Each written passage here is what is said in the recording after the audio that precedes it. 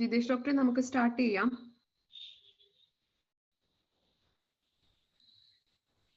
Okay, screen sharing sir നടത്തിക്കോ. മനു ഡോക്ടറെ തുടങ്ങാം.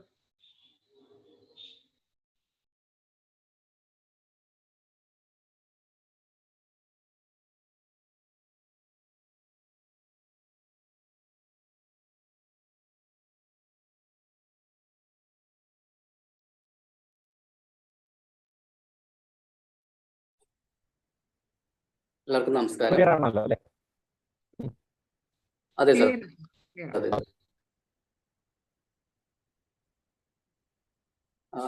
Ayurveda medical association of India Ernakulam ജില്ലാ കമ്മിറ്റി നടത്തുന്ന 2 ദിവസത്തെ വെബിനാർ സെഷനാണ്. അതിൽ സെക്കൻഡ് സെഷനാണ് ഇന്നിവിടെ നടക്കുന്നത്. നമുക്ക് ക്ലാസ് ഡോക്ടർ ജിതേഷ് സാറാണ്. വളരെ ഗംഭീരമായിട്ട് തന്നെ ഇന്നത്തെ സെഷൻ നമുക്ക് വിജയമായി പൂർത്തീകരിക്കാൻ സാധിച്ചു. അതിന്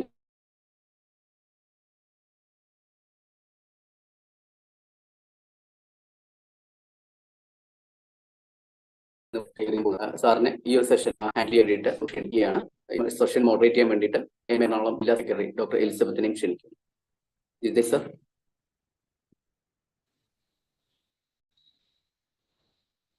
നമുക്ക് തുടങ്ങാം സർ. ഓക്കെ, കേൾക്കുന്നുണ്ടല്ലോ അല്ലേ? ആ സർ, ഓഡിബിൾ.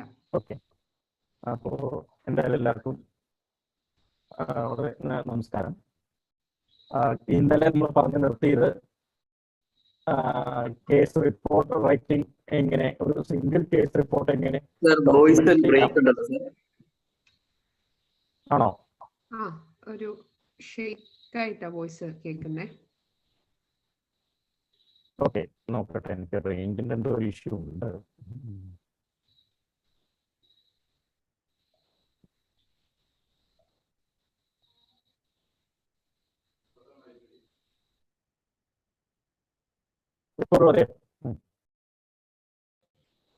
ഇപ്പോഴും ബ്രേക്ക് ആവുന്നുണ്ട്. ഓക്കെ, ഞാനൊന്ന് നോക്കട്ടെ. സർ വീഡിയോ ഒന്ന് ഓഫ് ചെയ്തിട്ട് ഒന്ന് സംസാരിച്ച് നോക്കൂ സർ. ശരി.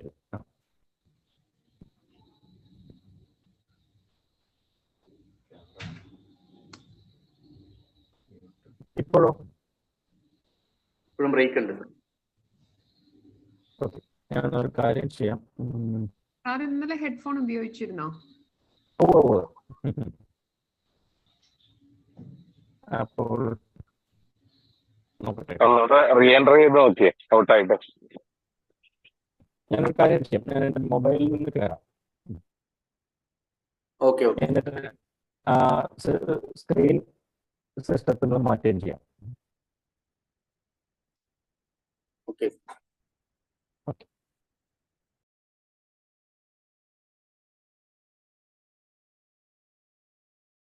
ഞാനൊന്ന്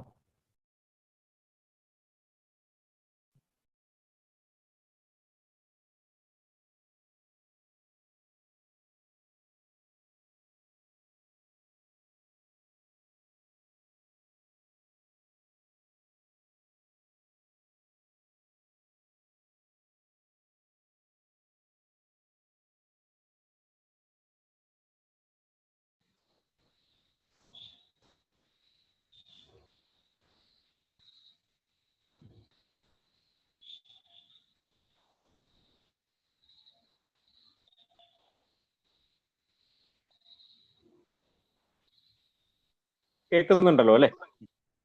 ഇപ്പോൾ ഓഡിബിൾ ആണ്, ക്ലിയർ ആണ്. ഓക്കെ. മോസ്റ്റ്ലി അതിൻ്റെ സിഗ്നലിൻ്റെ എന്തോ ഒരു ഇഷ്യൂ ആണ്. അപ്പോൾ ഞാനൊരു കാര്യം ചെയ്യാം. ഞാൻ എന്തായാലും PPT ലാപ്പിൽ നിന്ന് ചേഞ്ച് ചെയ്ത് വോയിസ് മൊബൈലിൽ നിന്ന് ചെയ്യാം. അപ്പോൾ ഇന്നലെ നമ്മൾ പറഞ്ഞ് അവസാനിപ്പിച്ചത് കേസ് റിപ്പോർട്ട് റൈറ്റിംഗ് ആണ്. എങ്ങനെ ഒരു കേസ് എങ്ങനെ നമുക്ക് റിപ്പോർട്ട് ചെയ്യാം, എഴുതാം. അത് പഴുതില്ലാത്ത രീതിയിൽ, കാര്യമായിട്ട് റിവ്യൂവേഴ്സിന് കാര്യമായിട്ടുള്ള പ്രശ്നങ്ങൾ ഇല്ലാത്ത രീതിയിൽ, അല്ലെങ്കിൽ നമുക്ക് റിവ്യൂവേഴ്സിന്റെ അടുത്ത് നിന്നും കാര്യമായിട്ടുള്ള ക്വസ്റ്റ്യൻസ് ഒന്നും വരാത്ത രീതിയിൽ നമുക്ക് എങ്ങനെ അത് വിജയകരമായിട്ട് എഴുതാം എന്നുള്ളതാണ് ഇന്നലെ പറഞ്ഞത്. ഇന്നലെ ഞാൻ ആ കേസ് പറഞ്ഞതിന്റെ ഇടയ്ക്ക് എൻ്റെ കയ്യിൽ ചെറിയൊരു മിസ്റ്റേക്ക് പറ്റിയിട്ടുണ്ട്. അപ്പൊ ഞാൻ അതൊന്ന് ആദ്യം ഒന്ന് പോയിന്റ് ഔട്ട് ചെയ്യാമെന്ന് വിചാരിക്കുന്നു. കാരണം ഒരു സ്ലൈഡിൽ ഞാൻ ആർട്ടിക്കിളിൽ നിന്നും കോപ്പി ചെയ്തിട്ട് ഡേറ്റ് കുറച്ച് മാറ്റമുണ്ട്. ഞാൻ ജസ്റ്റ് അതൊന്ന് ആ സ്ലൈഡ് ഒന്ന് എടുക്കാം.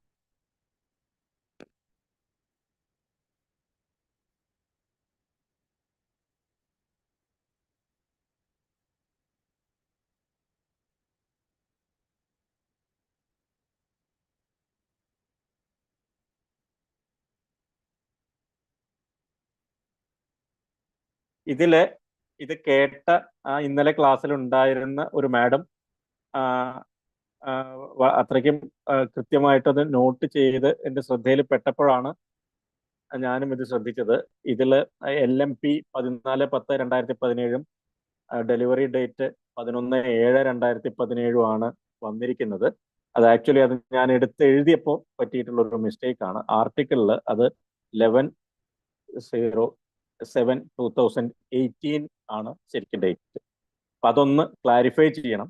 അതിന് വേണ്ടിയിട്ടാണ്. നമുക്ക് എന്തായാലും നെക്സ്റ്റ് ഇതിലേക്ക് പോവാം.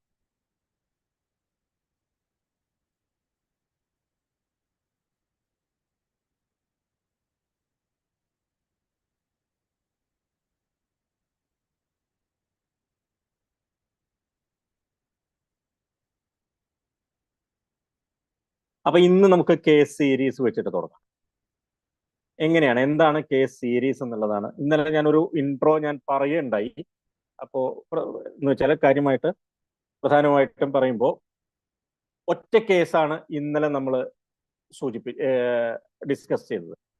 ഇന്ന് നമുക്ക് ഒരേ രീതിയിലുള്ള കൂടുതൽ കേസുകൾ വന്നാൽ നമുക്ക് എങ്ങനെ അത് ഒരു മിനിറ്റ്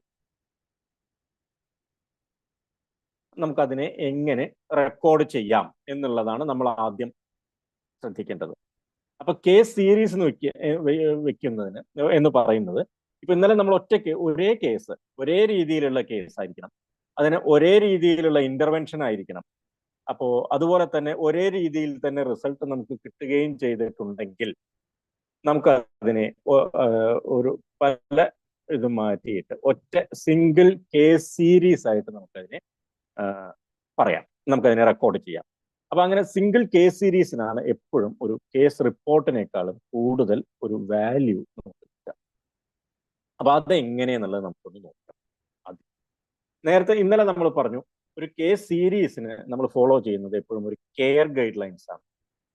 കെയർ എന്ന് പറഞ്ഞു നമ്മൾ ആദ്യം ഓരോ രീതിയിൽ എങ്ങനെയാണ് പേഷ്യന്റ് ഇൻട്രൊഡക്ഷൻ, അല്ലെങ്കിൽ പേഷ്യന്റ് ഇൻഫർമേഷൻ, അത് കഴിഞ്ഞാൽ ക്ലിനിക്കൽ അസസ്മെന്റ്, അത് കഴിഞ്ഞാൽ ഔട്ട്കം ആൻഡ് ഫോളോ അപ്പ്, അതിൻ്റെ ഇടയിൽ തെറാപ്യൂട്ടിക് ഇന്റർവെൻഷൻ, അത് കഴിഞ്ഞാൽ ഔട്ട്കം ആൻഡ് ഫോളോ അപ്പ്, അത് കഴിഞ്ഞാൽ ഡിസ്കഷൻ, അത് കഴിഞ്ഞാൽ കൺക്ലൂഷൻ. അപ്പൊ ഇങ്ങനെയാണ് നമ്മൾ ഇന്നലെ കേസ് റിപ്പോർട്ടിന്റെ ഇത് നമ്മൾ പറഞ്ഞു. അതായത് കെയർ ഗൈഡ് ലൈൻ എങ്ങനെ ഫോളോ ചെയ്യണം. ഇനി കേസ് സീരീസ് ആണെങ്കിൽ ഇംറാഡ് ഫോർമാറ്റ് എന്ന് പറയും. അതായത് introduction, methodology, result, discussion and conclusion. Result and introduction, methodology, result and discussion, അതാണ് ഇംറാഡ് എന്ന് പറയുന്നത്. കൺക്ലൂഷൻ എല്ലാം ഇന്നലെ പറഞ്ഞതൊക്കെ തന്നെയാണ്. ഇൻട്രൊഡക്ഷൻ, വൈ എന്ന് വെച്ചു, നമ്മൾ എന്തുകൊണ്ട് എന്നുള്ളത്, അല്ലെങ്കിൽ എന്തിനു വേണ്ടിയിട്ട് നമ്മൾ ഈ കേസ് പ്രസന്റ് ചെയ്യുന്നു. നമ്മൾ ഇന്നലെ പറഞ്ഞ പോലെ തന്നെ ഇൻട്രൊഡക്ഷൻ എങ്ങനെ. അടുത്തത് മെത്തഡോളജി. എങ്ങനെയാണ് നമ്മൾ കേസ് റിപ്പോർട്ടിൽ ഈ മെത്തഡോളജിക്ക് വലിയ പ്രാധാന്യം, കാരണം അവിടെ ഒറ്റ കേസാണ് എന്നുള്ളത് കൊണ്ട് മെത്തഡോളജിക്ക് ഒരു പരിധിയിലപ്പുറം പ്രാധാന്യം ഇവിടെ ഇല്ല. പക്ഷേ നമ്മൾ അതിനെ കേസ് സീരീസ് ആക്കുമ്പോൾ, അതായത് 5ഓ അതിലധികമോ കേസ് നമ്മുടെ കയ്യിലുണ്ടെങ്കിൽ നമുക്ക് അതിനെ സീരീസ് ആക്കാം. അപ്പോൾ ആ ഒരു രീതിയിൽ നമ്മൾ എന്താണ് നമ്മളവിടെ അഡോപ്റ്റ് ചെയ്ത മെത്തഡോളജി, പിന്നെ റിസൾട്ട്, നമുക്കതിൽ നിന്നും എന്താണ് കിട്ടിയത്, അതിൽ നിന്നും ലഭിച്ച റിസൾട്ട്, അത് പലപ്പോഴും നമുക്ക് ഏതെങ്കിലും രീതിയിൽ നമ്പർ ഓഫ് എന്താ പറയുക പാർട്ടിസിപ്പൻസ് അല്ലെങ്കിൽ നമ്പർ ഓഫ് കേസസ് കൂടുതലുണ്ടെങ്കിൽ നമുക്കതിനെ സ്റ്റാറ്റിസ്റ്റിക്കലി വെരിഫൈ ചെയ്യാൻ. അവസാനം ഇതൊക്കെ കഴിഞ്ഞു, ഇനി എന്തുകൊണ്ട് ഈ റിസൾട്ട് വന്നു എന്നുള്ളതിന്റെ നമ്മൾ ഇന്നലെ പറഞ്ഞ പോലെ ഡിസ്കഷൻ ആൻഡ് ഫൈനലി ഇതൊരു കൺക്ലൂഷൻ. അപ്പൊ ഇതാണ് ഈ ഇംറാഡ് ഫോർമാറ്റിൽ നമ്മൾ ഫോളോ ചെയ്യേണ്ടത്. അപ്പോൾ നമുക്ക് ഇവിടെ ഞാൻ ഈ പവർ പോയിന്റ് ഒന്ന് സ്റ്റോപ്പ് ചെയ്തിട്ട് ഒരു PDF ഫയൽ എടുക്കുകയാണ്. PDF ഫയൽ ആണെങ്കിൽ നമുക്ക് കുറച്ചും കൂടി ഈസി ആയിട്ട് ഞാനൊരു കേസ് നമ്മൾ പബ്ലിഷ് ചെയ്തിട്ടുള്ള ഒരു കേസ് വെച്ചിട്ട് തന്നെ ചെയ്യാം.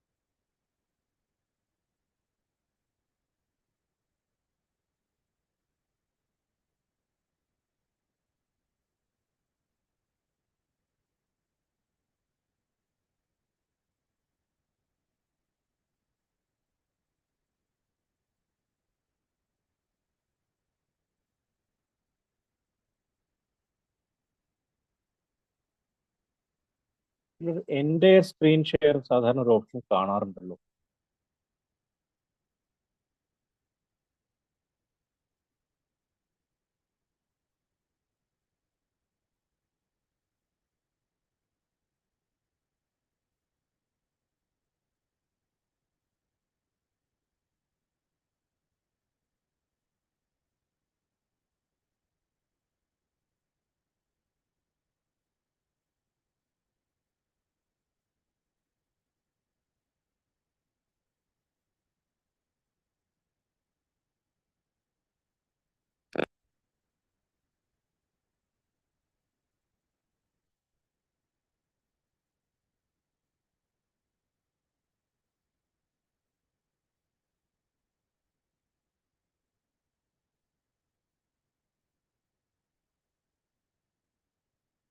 സജിൻ ഉണ്ടോ അവിടെ?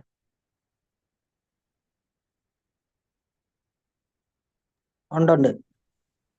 സാധാരണ നമ്മളിതില് നമ്മുടെ എൻറ്റയർ സ്ക്രീൻ നമുക്ക് ഇതിൽ കാണാറുണ്ടല്ലോ ഷെയർ ചെയ്യാനായിട്ട്. എനിക്കിതിൽ സെർച്ച് ചെയ്യുമ്പോൾ അത് കാണുന്നില്ല. സ്ക്രീനോ? ആ, നമ്മുടെ നമ്മുടെ വ്യത്യാസം വന്നതായിരിക്കും. ഏതാ? സൂം അപ്ഡേറ്റ് ആയപ്പോ വല്ല ചേഞ്ച് വന്നതായിരിക്കും. ഓ, ഓക്കെ. അപ്ഡേറ്റ് ചെയ്യും ഇടയ്ക്കിടയ്ക്ക്. ഓഹോ, ഓക്കെ. അങ്ങനെയാണെങ്കിൽ ഇപ്പൊ എനിക്കിതിൽ ഒരു PDF ഓപ്പൺ ചെയ്യാൻ ഇപ്പൊ എന്താ ചെയ്യാ? PDF ഡോക്യുമെന്റ് ആയിട്ടുള്ള കാണുന്നില്ലേ ഡോക്ടർ? ഷെയർ സ്ക്രീൻ എന്നായിട്ടുള്ള ഇല്ലേ? ആ, ഓക്കെ. ഒരു മിനിറ്റ്, ഞാൻ അതൊന്ന് ഓപ്പൺ ചെയ്ത് കൊടുക്കാം.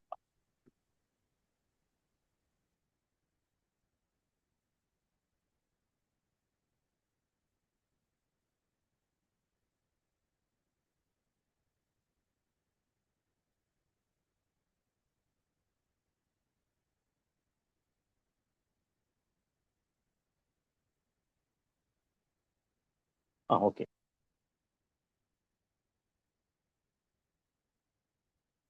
ഓക്കെ അല്ലേ? PDF വ്യൂ കാണുന്നില്ലേ? ഓക്കെ. സോ ഇതൊരു ദുഷ്ടവ്രണമാണ്. 5 കേസുകളുടെ ഒന്നിച്ച് ചേർത്തിട്ടുള്ള 5 കേസുകൾ ഒന്നിച്ച് ചേർത്ത് ഷെയർ ചെയ്തിട്ടുള്ള ഒരു റിപ്പോർട്ട് ചെയ്തിട്ടുള്ള ഒരു കേസ് സീരീസ് ആണ്. പ്രധാനമായിട്ട് ഇത് കേസ് എല്ലാം തന്നെ 5 ദുഷ്ടവ്രണം കേസുകളാണ്. അപ്പൊ നമുക്ക് എങ്ങനെയാണ് സാധാരണ ഞാൻ നേരത്തെ പറഞ്ഞു, നമ്മൾ പറഞ്ഞ 1000 വേർഡ്സ് 1000 അല്ലെങ്കിൽ 1500 വേർഡ്സ് എന്ന് പറയുന്ന ആ ഒരു റെസ്ട്രിക്ഷൻ ഈ കേസ് സീരീസിലേക്ക് വരുമ്പോൾ അത്രയ്ക്ക് തന്നെ അത് ബാധകമല്ല. പലപ്പോഴും അതൊരു വേണമെങ്കിൽ നമുക്ക് 2500 3000 വേർഡ്സ് വരെ പല ജേണലുകളും കേസ് സീരീസിന് സമ്മതിക്കാറുണ്ട്. അപ്പൊ അങ്ങനെ വരുന്ന സമയത്ത് നമുക്ക് കുറച്ചുകൂടി കേസ് റിപ്പോർട്ടിനേക്കാളും കുറച്ചുകൂടി ഡീറ്റെയിൽ ആയിട്ട് നമുക്ക് കേസ് സീരീസിൽ നമുക്ക് എഴുതാൻ സാധിക്കും. അപ്പൊ നമുക്കൊന്ന് നോക്കി നോക്കാം എങ്ങനെയാണെന്നുള്ളത്. അപ്പൊ തുടക്കത്തിൽ നോർമലി നമ്മൾ നേരത്തെ പറഞ്ഞു ഈ ഇംറാഡ് ഫോർമാറ്റ് തന്നെ introduction.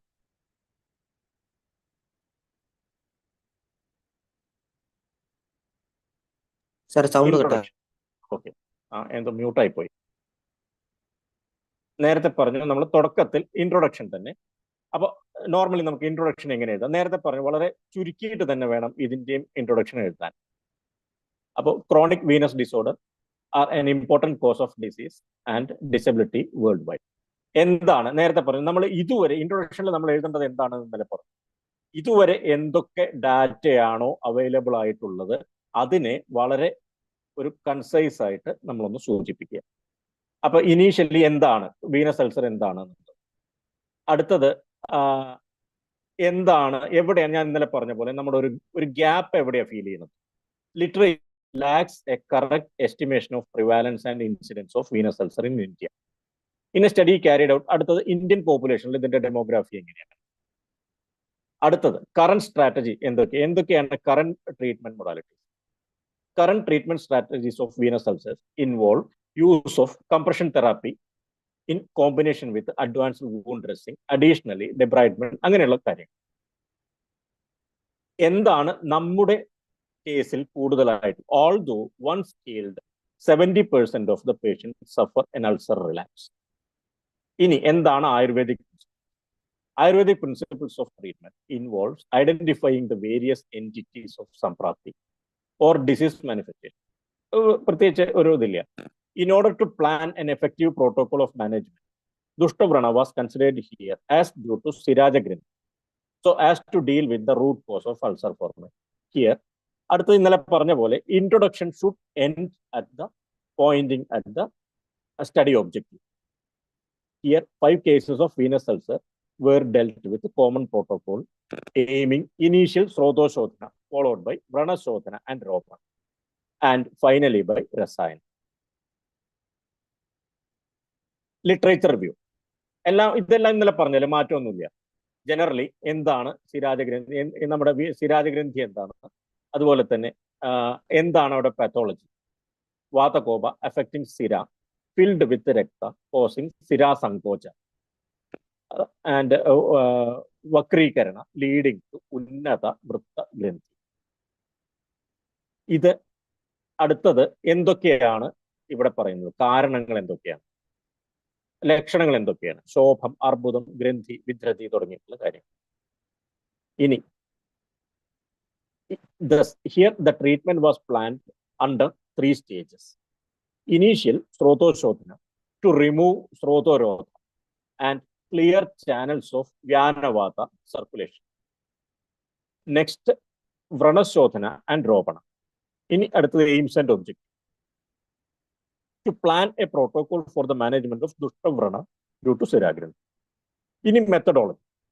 5 cases of Dushtavrana due to Siragrindhi were treated by using a common protocol consisting of Srodoshodhana followed by Vranashodhana, Ropana and finally Rasayana. നമ്മൾ എങ്ങനെയാണ് ഇവിടെ അസസ്മെന്റ് നടത്തിയത്? CEAP ക്ലാസിഫിക്കേഷൻ എന്ന് പറഞ്ഞിട്ടൊരെണ്ണാണ് സാധാരണ ഇത്തരത്തിലുള്ള വീനസ് അൾസറിന്റെ. നമ്മൾ ഇന്നലെ പറഞ്ഞ പോലെ പെയിന് നമ്മൾ വാസ് സ്കെയിൽ എടുക്കുന്ന പോലെ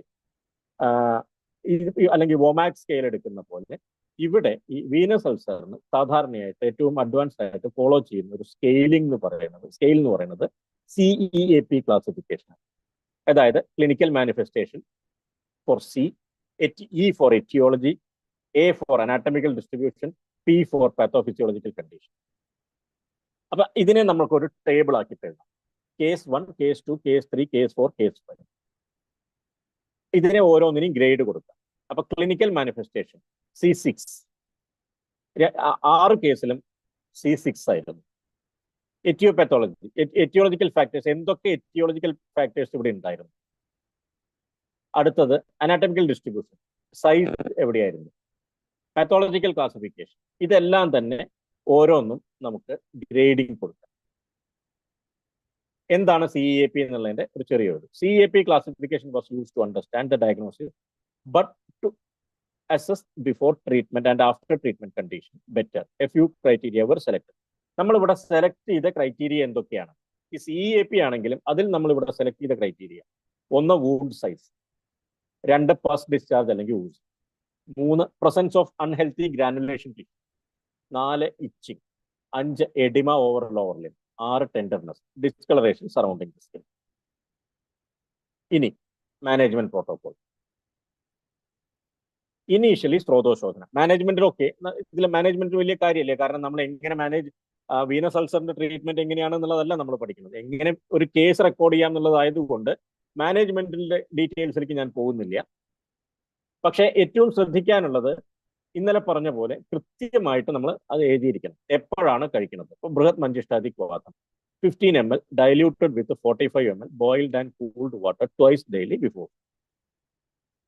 അതുപോലെ തന്നെ രസസിന്ദൂരമാണെങ്കിൽ 125 milligram വിത്ത് 10 drops ഓഫ് ഗന്ധർവഹസ്താദി ഏരണ്ട തൈലം ആൻഡ് എ പിഞ്ച് ഓഫ് സൈൻധവ ട്വൈസ് ഡെയിലി ആഫ്റ്റർ. നമ്മൾ കൃത്യമായിട്ട് ഡോസും അതുപോലെ തന്നെ ഔഷധകാലവും ഒക്കെ കൃത്യമായിട്ട് നമ്മൾ മെൻഷൻ ചെയ്തിരിക്കണം. ഇത് കോമൺ ആയിട്ടുള്ളത്. ഇനി ഓരോ കേസിന്റെയും സെപ്പറേറ്റ് ആയിട്ട് നമുക്ക് എടുക്കാം. കേസ് 1 എത്രയായിരുന്നു? 42 വയസ്സുള്ള ആള്. ആ ഫസ്റ്റ് കേസിന്റെ ഡീറ്റെയിൽസ് മുഴുവൻ എഴുതുക. ഇങ്ങനെ ഓരോന്നും case 1, case 2, case 3, case 4, case 5. എന്നിട്ട് ഈ before treatment assessment, before treatment എന്തൊക്കെയാണ് നമ്മൾ നേരത്തെ പറഞ്ഞ പോയിന്റ്സ് ഉണ്ട്. 7 പോയിന്റ്സ് നമ്മൾ പറഞ്ഞു. ഒന്ന് വൂണ്ട് സൈസ്, മീഡിയൽ മാലിയോളസ് അല്ല വൂണ്ട് സൈറ്റ് എവിടെയായിരുന്നു? Right medial malleolus. അടുത്തത് റൈറ്റ് മീഡിയൽ മാലിയോളസ് 1 സെന്റിമീറ്റർ കൃത്യമായിട്ട് എഴുതണം, 1 സെന്റിമീറ്റർ എബോവ് ഫ്രം. അടുത്തത് മീഡിയൽ മാലിയോളസ്, കൃത്യമായിട്ട് മീഡിയൽ മാലിയോളസ്, എല്ലാ കേസും medial malleolus. Wound number 1, 2, 1, 1, 1. Wound size 4 centimetre into 4 centimetre into 0.25 centimetre. ഓരോ കേസിന്റെയും സൈസ് എഴുതുക. അടുത്തത് ഫസ്റ്റ് ഡിസ്ചാർജ് ആബ്സെന്റ്, 2 വൂണ്ടിലും ഉണ്ടായിരുന്നു. കേസ് 3 ആബ്സെന്റ്, അടുത്തതിൽ ചെറുതായിട്ടുണ്ട്. Unhealthy granulation tissue, itching, oedema over lower limb, tenderness, discolouration of surrounding skin, healed wound site. അടുത്തത് after treatment. ഇതോടെ നമ്മൾ ബിഫോർ ട്രീറ്റ്മെന്റ് ഇവിടെ കഴിഞ്ഞു. ഇനി ആഫ്റ്റർ ട്രീറ്റ്മെന്റ് എത്രയായിരുന്നു? നേരത്തെ പറഞ്ഞതുമായിട്ട് കമ്പയർ ചെയ്യാം. ഹീൽഡ് വൂണ്ടിന്റെ സൈസ്, അതുപോലെ ഫസ്റ്റ് ഡിസ്ചാർജിന്റെ ഇപ്പോഴത്തെ അവസ്ഥ, അൺഹെൽത്തി ഗ്രാനുലേഷൻ ടിഷ്യൂ, ബാക്കി സിംറ്റംസ്, ഇച്ചിങ് ഉണ്ടോ, എഡിമ ഉണ്ടോ, അതുപോലെ ടെൻഡർനെസ് ഉണ്ടോ, ഡിസ്കളറേഷൻ ഉണ്ടോ. എന്നിട്ട് അവസാനം ഓരോ കേസിന്റെയും ഈ ഫിഗറുകൾ വരും. Case 1 before treatment, after treatment. അടുത്തത് case 2A before treatment, case 2B after treatment, 3A, 3B, 4A, 4B. പിന്നെ ഡിസ്കഷൻ, നേരത്തെ പറഞ്ഞ നമുക്ക് അർമാദിക്കാനുള്ള സ്ഥലം, സ്വന്തമായിട്ട് നമ്മുടേതായിട്ടുള്ള നമ്മുടെ കൺസെപ്റ്റും നമ്മുടെ ലോജിക്കും എല്ലാം കൃത്യമായിട്ട് എഴുതാൻ പറ്റുന്ന ഒരു സ്ഥലമാണ് നമ്മൾ നേരത്തെ പറഞ്ഞ പോലെ ഡിസ്കഷൻ. അപ്പൊ വീനസ് അൾസർ ആൾസോ എന്താണ് വീനസ് അൾസർ, അതിൻ്റെ ഒരു ചെറിയൊരു ഇത്. അടുത്തത് സ്രോതോശോധന, നമ്മുടെ മരുന്ന് എങ്ങനെ കൊടുത്തു, സ്രോതോശോധന ഇനീഷ്യലി എന്തുകൊണ്ട് അവിടെ ബൃഹത് മഞ്ചിഷ്ടാദി വാദം എടുത്തു, ഫോർ ഇറ്റ്സ് വിദോഷഹര പ്രോപ്പർട്ടി ആഡഡ് വിത്ത് ഗുഗുല് പഞ്ചഫല ചൂർണ ഇൻസ്റ്റെഡ് ഓഫ് പ്രക്ഷേപ ചൂർണ ഓഫ് കണ ആൻഡ് ഗുഗുൽ. ബൃഹത് മഞ്ചിഷ്ടാദിക് വാദത്തിന്റെ അനുപാനം പറയുന്നത് കണാ ഗുഗുലു സംയുതം എന്നാണ്. അപ്പൊ നമ്മൾ അതിനെ ഒന്ന് മോഡിഫൈ ചെയ്തു, കണാ ഗുഗുലു ചേർക്കുന്നതിന് പകരം കൈശോര ഗുഗുലു ചേർക്കും, ഗുഗുല് പഞ്ചഫലം ചേർക്കും. അപ്പോൾ പ്രൊവൈഡ്സ് അഡീഷണൽ പ്രോപ്പർട്ടീസ് ഓഫ്, എന്തുകൊണ്ട് അങ്ങനെ നമ്മൾ മോഡിഫിക്കേഷൻ വരുത്തുമ്പോൾ അത് എന്തുകൊണ്ട് കൊടുത്തു എന്നുള്ളതിന്റെ ജസ്റ്റിഫിക്കേഷൻ നമ്മൾ അവിടെ കൊടുക്കണം. പ്രൊവൈഡ്സ് അഡീഷണൽ പ്രോപ്പർട്ടീസ് ഓഫ് ലേഖന, ക്ലിയറിംഗ് ഓഫ്. അടുത്തത് സൂക്ഷ്മ ആൻഡ് ആന്റി ഇൻഫ്ലമേറ്ററി ആക്ഷൻ. ഇനി രസസിന്ദൂരം എങ്ങനെ ആക്ട് ചെയ്യും? എക്സ്റ്റേണലി നമ്മൾ എന്ത് ചെയ്യും? സ്റ്റേജ് 2 വ്രണശോധനം ആൻഡ് രോപണം നമ്മൾ കൊടുത്തു. തിക്തകം ക്വാദം മെൻഷൻഡ് ഇൻ ദുഷ്ടവ്രണ, നാഡീവ്രണ എക്സെട്ര. അത് എന്തുകൊണ്ട് എങ്ങനെ കൊടുത്തു? എക്സ്റ്റേണലി നമ്മൾ അവിടെ എന്ത് ചെയ്യും? എല്ലാം കഴിഞ്ഞു. അടുത്തത് സ്റ്റേജ് 3 രസായനം. എക്സ്റ്റേണലി നമ്മൾ എന്ത് ചെയ്യും? കൺക്ലൂഷൻ. അപ്പോ പിന്നെ റെഫറൻസ്, നമ്മൾ നേരത്തെ പറഞ്ഞ പോലെ റെഫറൻസ് എല്ലാം തന്നെ ഇതാണ് നോർമലി നമുക്ക് സാധാരണയായിട്ട് ഒരു കേസ് സീരീസിന്റെ ഒരു ഒരു ഒരു എന്താ പറയുക മെത്തേഡ് എന്ന് നമുക്ക് പറയാം. ഒരെണ്ണം കൂടിയും ഞാൻ ഇതിൽ എടുത്ത് കാണിക്കാം.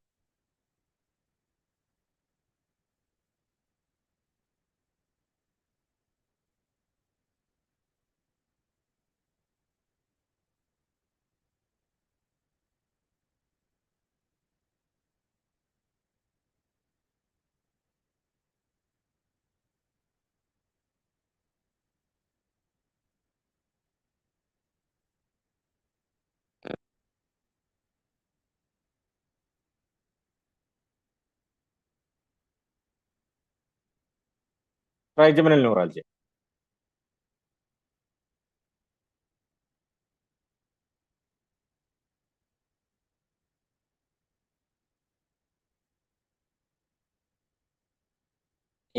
ഇൻട്രൊഡക്ഷൻ.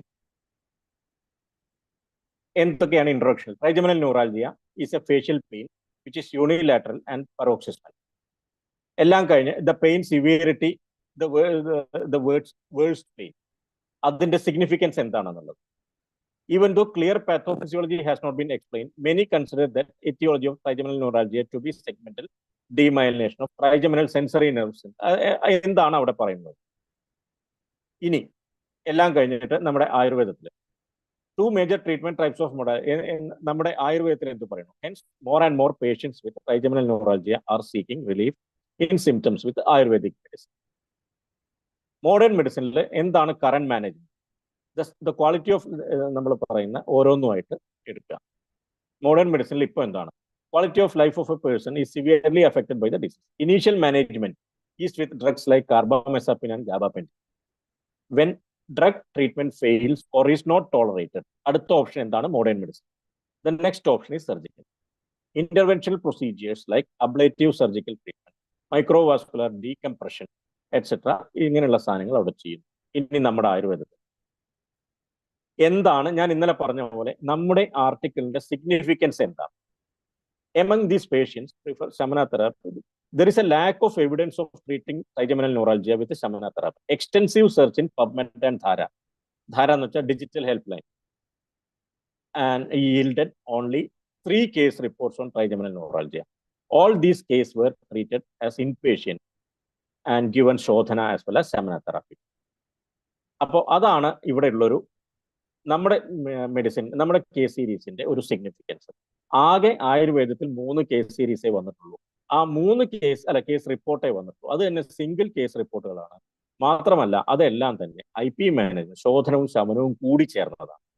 അപ്പോൾ അതുകൊണ്ട് തന്നെ ഈ ശോധനവും ഞാൻ ഇന്നലെ പറഞ്ഞ പോലെ പേഷ്യന്റിന്റെ സോഷ്യോ എക്കണോമിക് ബാക്ക്ഗ്രൗണ്ട് കൂടി കണക്കിലെടുത്തുകൊണ്ട് നമ്മൾ എപ്പോഴും ശമന തെറാപ്പി പ്രിഫർ ചെയ്യുകയാണ് ഇവിടെ ചെയ്യുന്നത്. അപ്പൊ ഇവിടെ നമ്മൾ ചെയ്യുന്നത് ശമന തെറാപ്പി, ഇത്രയും പേഷ്യൻസിൽ നമ്മൾ കൊടുത്തിട്ടുള്ള ശമന തെറാപ്പി ബേസ് ചെയ്തുകൊണ്ടുള്ള ഒരു റിപ്പോർട്ട് നമ്മൾ പ്രസന്റ് ചെയ്യുകയാണെന്നുള്ള രീതി. ഈ ലിറ്ററേച്ചർ ഇതുവരെ എന്താണ് അവൈലബിൾ ആയിട്ടുള്ളത്? ഇതുവരെയുള്ള ടെക്സ്റ്റ് ഞാൻ നേരത്തെ പറഞ്ഞ 3 സ്റ്റഡി റിപ്പോർട്ടുകളിലും കേസ് റിപ്പോർട്ടുകളിലും ഇതിനെ ട്രൈജമിനൽ ന്യൂറാൾജിയെ അനന്തവാദമായിട്ടാണ് എടുത്തിട്ടുള്ളത്. അപ്പോൾ നമ്മളിവിടെ എടുക്കുന്നത് അനന്തവാദം തന്നെയാണെങ്കിൽ അതിനെ ഒരു റെഫറൻസ് ആയിട്ട് എടുക്കാം. പക്ഷേ ഞാൻ ഇവിടെ ഈ കേസിൽ എടുത്തിരിക്കുന്നത് അത് അനന്തവാദമല്ല, പകരം ഒരു വാദപിത്ത പ്രധാനമായിട്ടുള്ള ശിരശൂലം എന്നുള്ള രീതിയിൽ മാത്രമാണ് എടുത്തിരിക്കുന്നത്. അപ്പൊ അങ്ങനെ വരുമ്പോൾ എന്തുകൊണ്ട് ഓൾറെഡി പബ്ലിഷ് ചെയ്തിട്ടുള്ള അനന്തവാദം എന്ന് പറയുന്ന ആ റെഫറൻസിനെ അത് എന്തുകൊണ്ട് അനന്തവാദമല്ല എന്നുള്ളത് നമ്മളിവിടെ സൂചിപ്പിക്കണം. അതിന്റെ ഒരു ജസ്റ്റിഫിക്കേഷൻ നമ്മൾ കൊടുക്കണം. ഇറ്റ് ക്യാൻ ബി, ഇതാണ് പറഞ്ഞത്, disease pathophysiology is critically analysed. It can be seen that അനന്തവാദ cannot be correlated to trigeminal neuralgia. Symptoms of അനന്തവാദ ആർ സിവിയർ പെയിൻ ഓൺ പശ്ചാത് ഭാഗ ഓഫ് മന്യ ആൻഡ് ഘാഡ, പെയിൻ ഇൻ അക്ഷി, ഭ്രൂ ആൻഡ് ശംഖദേശ, ഗണ്ഡപാർശ്വസ്പന്ദന ഓർ കമ്പ, നേത്രരോഗ അനുഗ്രഹം. ചക്രപാണി ഹാസ് എക്സ്പ്ലെയിൻ മന്യ ആസ് എന്തൊക്കെയാണെന്നുള്ളത്. Thus, manya and griva represent regions present in the neck on both sides of the vocal cord and trachea. These regions are not supplied by trigeminal nerve, and thus the pain is never felt in this region in classical trigeminal neuralgia. അതുപോലെ തന്നെ pain in eye is also not a feature of trigeminal neuralgia. Pain inside eye. Trigeminal neuralgia is a neuropathic pain and produced due to the damage of somatosensory fibers. Motor symptoms like kampam, spandanam cannot manifest in a neuropathic pain. Trigeminal neuralgia is never associated with any eye disease. Anugraha is a separate disease mentioned in group of Vadavyadhi in Cherkasy. അപ്പൊ ഇങ്ങനെ നമ്മൾ മുമ്പ് publish ചെയ്തിട്ടുള്ള ഏതെങ്കിലും ഒരു ആർട്ടിക്കിളിനെ നമ്മൾ ഖണ്ഡിക്കുകയാണെങ്കിൽ അതിന്റെ justification നമ്മൾ ഇവിടെ കൊടുക്കണം. എന്തുകൊണ്ട് നേരത്തെ പറഞ്ഞ ആ ആർട്ടിക്കിൾ നമ്മൾ അങ്ങനെ എഴുതുന്നതുകൊണ്ട് യാതൊരു തെറ്റുമില്ല. നേരത്തെ പറഞ്ഞ ആ ആർട്ടിക്കിൾ എന്തുകൊണ്ട് തെറ്റാണ് എന്നുള്ളത് നമുക്ക് ഇവിടെ പ്രൂവ് ചെയ്യാൻ വേണമെങ്കിൽ നമുക്ക് പറ്റുകയാണെങ്കിൽ, പക്ഷേ അതിന് കൃത്യമായിട്ടുള്ള ടെക്സ്ച്വൽ ജസ്റ്റിഫിക്കേഷൻ കൊടുക്കണം. അപ്പൊ അങ്ങനെ last there is no temporomandibular അടുത്തത് ആൻഡ് പ്രൊഡ്യൂസ് ഐദർ വിവൃദ്ധാസ്യത്വ ഓർ സംവൃതാസ്യത്വ. Painless stiffness or stabdhata becomes the prominent feature here. In trigeminal neuralgia, there is no temporomandibular joint disorder. The difficulty to open mouth is due to the triggering of pain by jaw movement. So only common features of Anandavada and trigeminal neuralgia is pain in Shankadesha. But pain in Shankadesha is seen in other cases like Vadika Shirashula and Arthaveda. Hence, trigeminal neuralgia cannot be correlated to Anandavada. നമുക്ക് ഇതേ രീതിയിൽ നമുക്ക് കൊടുക്കും. ഇനി എന്താണ് aims and object? To study the role of ശമന ചികിത്സ in trigeminal neurology. Methodology എന്താണ്? Study design. ഇതൊരു observational clinical trial. Purpose management. Level of the study OPD. Masking ഉണ്ടോ? ഇല്ല. കൺട്രോൾ ഉണ്ടോ? കൺട്രോൾ സ്റ്റഡി അല്ല. ടൈമിംഗ് പ്രോസ്പെക്റ്റീവ് സ്റ്റഡിയാണ്. End point efficacy. Number of group single. Sample size 6 patients. Study centre private practice OPD. Sampling technique, consecutive case identified for trigeminal neuralgia. Selection criteria. As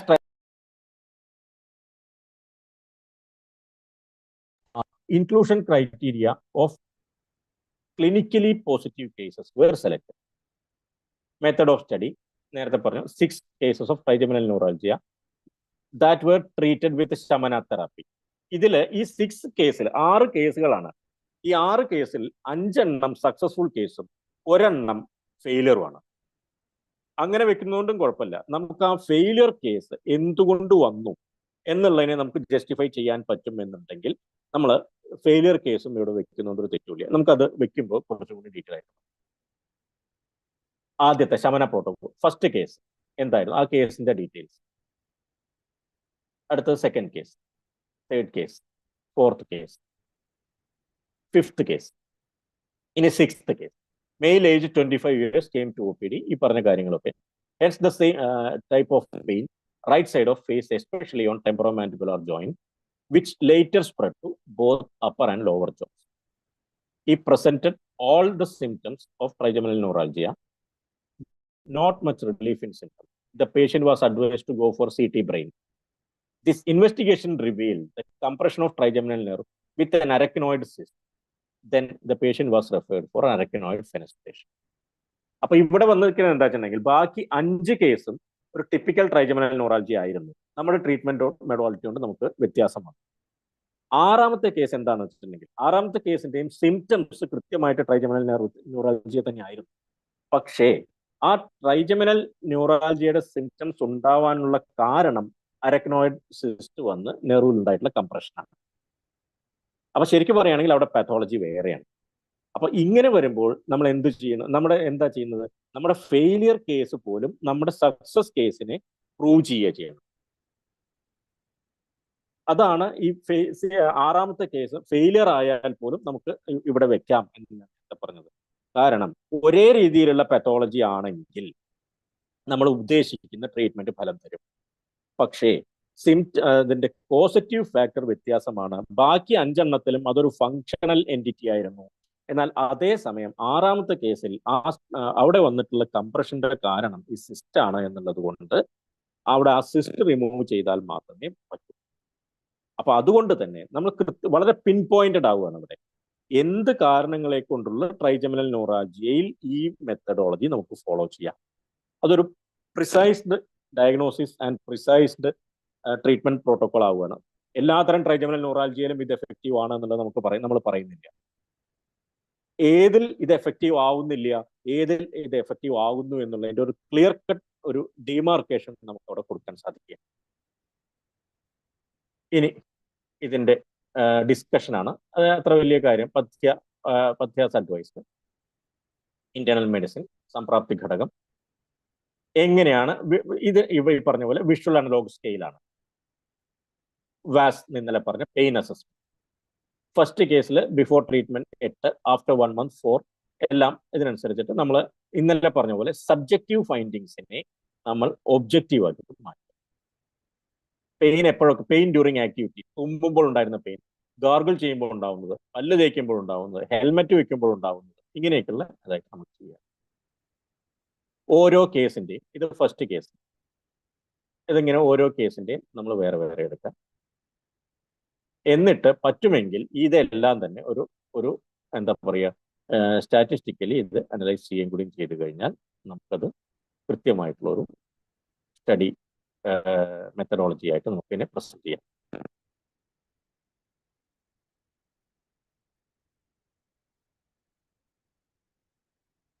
അപ്പോൾ ഇനി നമുക്ക് പബ്ലിക്കേഷനിലേക്ക് വരാം. Process of publication എങ്ങനെയാണ്? ഇപ്പൊ നമ്മൾ എഴുതി കഴിഞ്ഞു, കേസ് റിപ്പോർട്ട് എഴുതി, കേസ് സീരീസ് എഴുതി. ഇനി അടുത്തത് ഈ എഴുതിയ സാധനം 4 ആളെ കാണിക്കണം. അതിൽ നിന്ന് നമുക്ക് കിട്ടുന്ന ഒരു ആത്മരതി ഉണ്ടല്ലോ, അതാണ് ശരിക്കും പറയുകയാണെങ്കിൽ ഇതിന്റെ ഏറ്റവും വലിയൊരു ഇതെന്നാണ്, ഒരു സക്സസ് എന്നാണ് ഞാൻ പറയും. ബാക്കിയെല്ലാം നമ്മുടെ സിസ്റ്റം ഡെവലപ്പ് ചെയ്യുക, അല്ലെങ്കിൽ മറ്റുള്ള കാര്യങ്ങളുടെ എന്താ പറയുക, സിസ്റ്റത്തിനെതിരെയുള്ള എൻക്രോച്ച്മെന്റിനെ പ്രിവെന്റ് ചെയ്യുക, അതൊക്കെ വരട്ടെ. ഏറ്റവും നല്ലത് നമ്മൾ എഴുതിയിട്ടുള്ള ഒരു സാധനം ബാക്കി പുരണ്ടു വരുമ്പോൾ കാണുന്ന ആ ഒരു സന്തോഷം, അത് തന്നെയാണ് ഇതിലുള്ള ഏറ്റവും വലിയ ഒരു എന്താ പറയുക, ഒരു മെത്തേഡ് എന്നുള്ളത്, ഒരു സുഖം എന്നുള്ളത് ഞാൻ പറയും. എന്തൊക്കെയാണ് ഇതിന്റെ സ്റ്റെപ്പ് എന്നുള്ളത് നമുക്കൊന്ന് നോക്കാം. ജേണൽ പബ്ലിക്കേഷൻ എന്തൊക്കെയാണ് ഇതിന്റെ സ്റ്റെപ്പ്? ഒന്ന്, സബ്മിഷൻ. സാധാരണ നിലയ്ക്ക് നമുക്കൊരു ധാരണയുണ്ട്, പലപ്പോഴും നമുക്ക് ഇതിനെപ്പറ്റി അത്രയ്ക്ക് ധാരണ ഇല്ലാത്ത ആൾക്കാർക്ക് ഇത് എങ്ങനെയാണ് ഇത് അയക്കേണ്ടത്, എല്ലാം നമ്മൾ എഴുതിയിട്ടുള്ളത് എല്ലാം കൂടിയിട്ട് ബൈ പോസ്റ്റ് ആണോ ഇത് അയക്കേണ്ടത്, അതല്ലെങ്കിൽ വേറെ എന്തെങ്കിലും ബൈ മെയിലാണോ ഇതിൽ അയക്കേണ്ടത്, അതോ ഇതെല്ലാം കൂടി സബ്മിറ്റ് ചെയ്യാനായിട്ട് എന്തെങ്കിലും മെത്തഡോളജി ഉണ്ടോ? ഇങ്ങനെ ഒരുപാട് സംശയങ്ങളുണ്ട്. അപ്പോൾ ഓരോന്നും എന്താണ് ആദ്യം ഇതിന്റെ പ്രോട്ടോകോൾ. ഈ ഒരു സബ്മിഷൻ കഴിഞ്ഞ്, നമ്മൾ സബ്മിറ്റ് ചെയ്ത് കഴിഞ്ഞ് പബ്ലിഷ് ചെയ്യുന്നത് വരെയുള്ള എന്തൊക്കെ സീരീസ് ഓഫ് ഇവന്റ്സ് അവിടെ നടക്കുന്നുണ്ടെന്നുള്ളത് നമുക്ക് നോക്കാം. ആദ്യം നമ്മൾ സബ്മിറ്റ് ചെയ്തു. ഈ സബ്മിറ്റ് ചെയ്ത് കഴിഞ്ഞ ഡോക്യുമെന്റ് ആദ്യം എഡിറ്റർ അസസ് ചെയ്യും. അതിനെയാണ് എഡിറ്റോറിയൽ അസസ്മെന്റ്. അതായത് ഈ എഡിറ്റർ നോക്കുന്നത് നമ്മുടെ ഈ നമ്മൾ സബ്മിറ്റ് ചെയ്ത ഈ മാനുസ്ക്രിപ്റ്റ് ആ ജേണലിന്റെ സ്കോപ്പ് ഓഫ് ഇൻട്രസ്റ്റിന് പറ്റുന്നതാണോ എന്നുള്ളതാണ്. അതായത് അതിന്റെ ടോപ്പിക് മാത്രമേ നോക്കുള്ളൂ. നമ്മൾ കൊടുത്ത സാധനം ആ ജേണലിലേക്ക് പറ്റുന്നതാണോ എന്ന്. അതാണെങ്കിൽ അടുത്തത് എഡിറ്റർ നേരെ പിയർ റിവ്യൂവേഴ്സിനെ കണ്ടെത്തിയിട്ട് പിയർ റിവ്യൂവേഴ്സ്, ഓരോ റിവ്യൂവർ ആദ്യത്തെ ഒരു ഫസ്റ്റ് റിവ്യൂ കഴിയും. ആ ഫസ്റ്റ് റിവ്യൂവർ കുറേ ക്വസ്റ്റ്യൻസ് നമ്മളോട് ചോദിക്കും. നമുക്ക് അതിന് സാറ്റിസ്ഫാക്ടറി ആയിട്ട് ഉത്തരം കൊടുക്കാൻ പറ്റി, അതിന് ഉത്തരം വേണ്ട രീതിയിൽ ഉത്തരം കൊടുക്കാൻ പറ്റിയില്ല എന്നുണ്ടെങ്കിൽ അവർ വീണ്ടും മോഡിഫൈ ചെയ്യാൻ പറയും.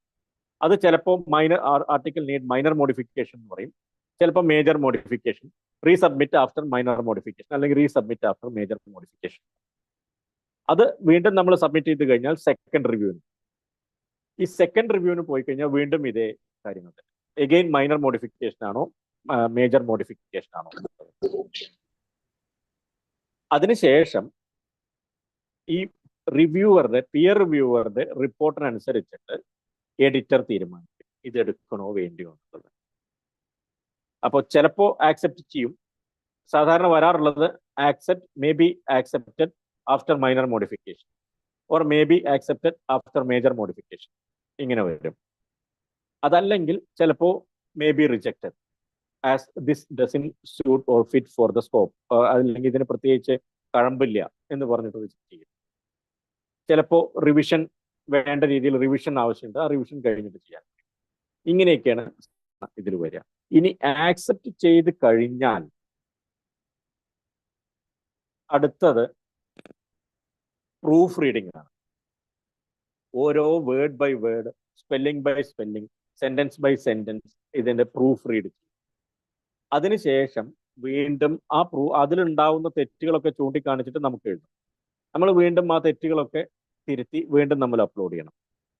ഇതും കൂടി കഴിഞ്ഞ്, ഈ പ്രൂഫ് റീഡിങ്ങും കൂടി കഴിഞ്ഞു കഴിഞ്ഞാൽ പിന്നെ പബ്ലിക്കേഷനിലേക്ക് പോകും. അപ്പോൾ നമ്മൾ ആദ്യം ഓൺലൈനിൽ പബ്ലിഷ് ചെയ്യും.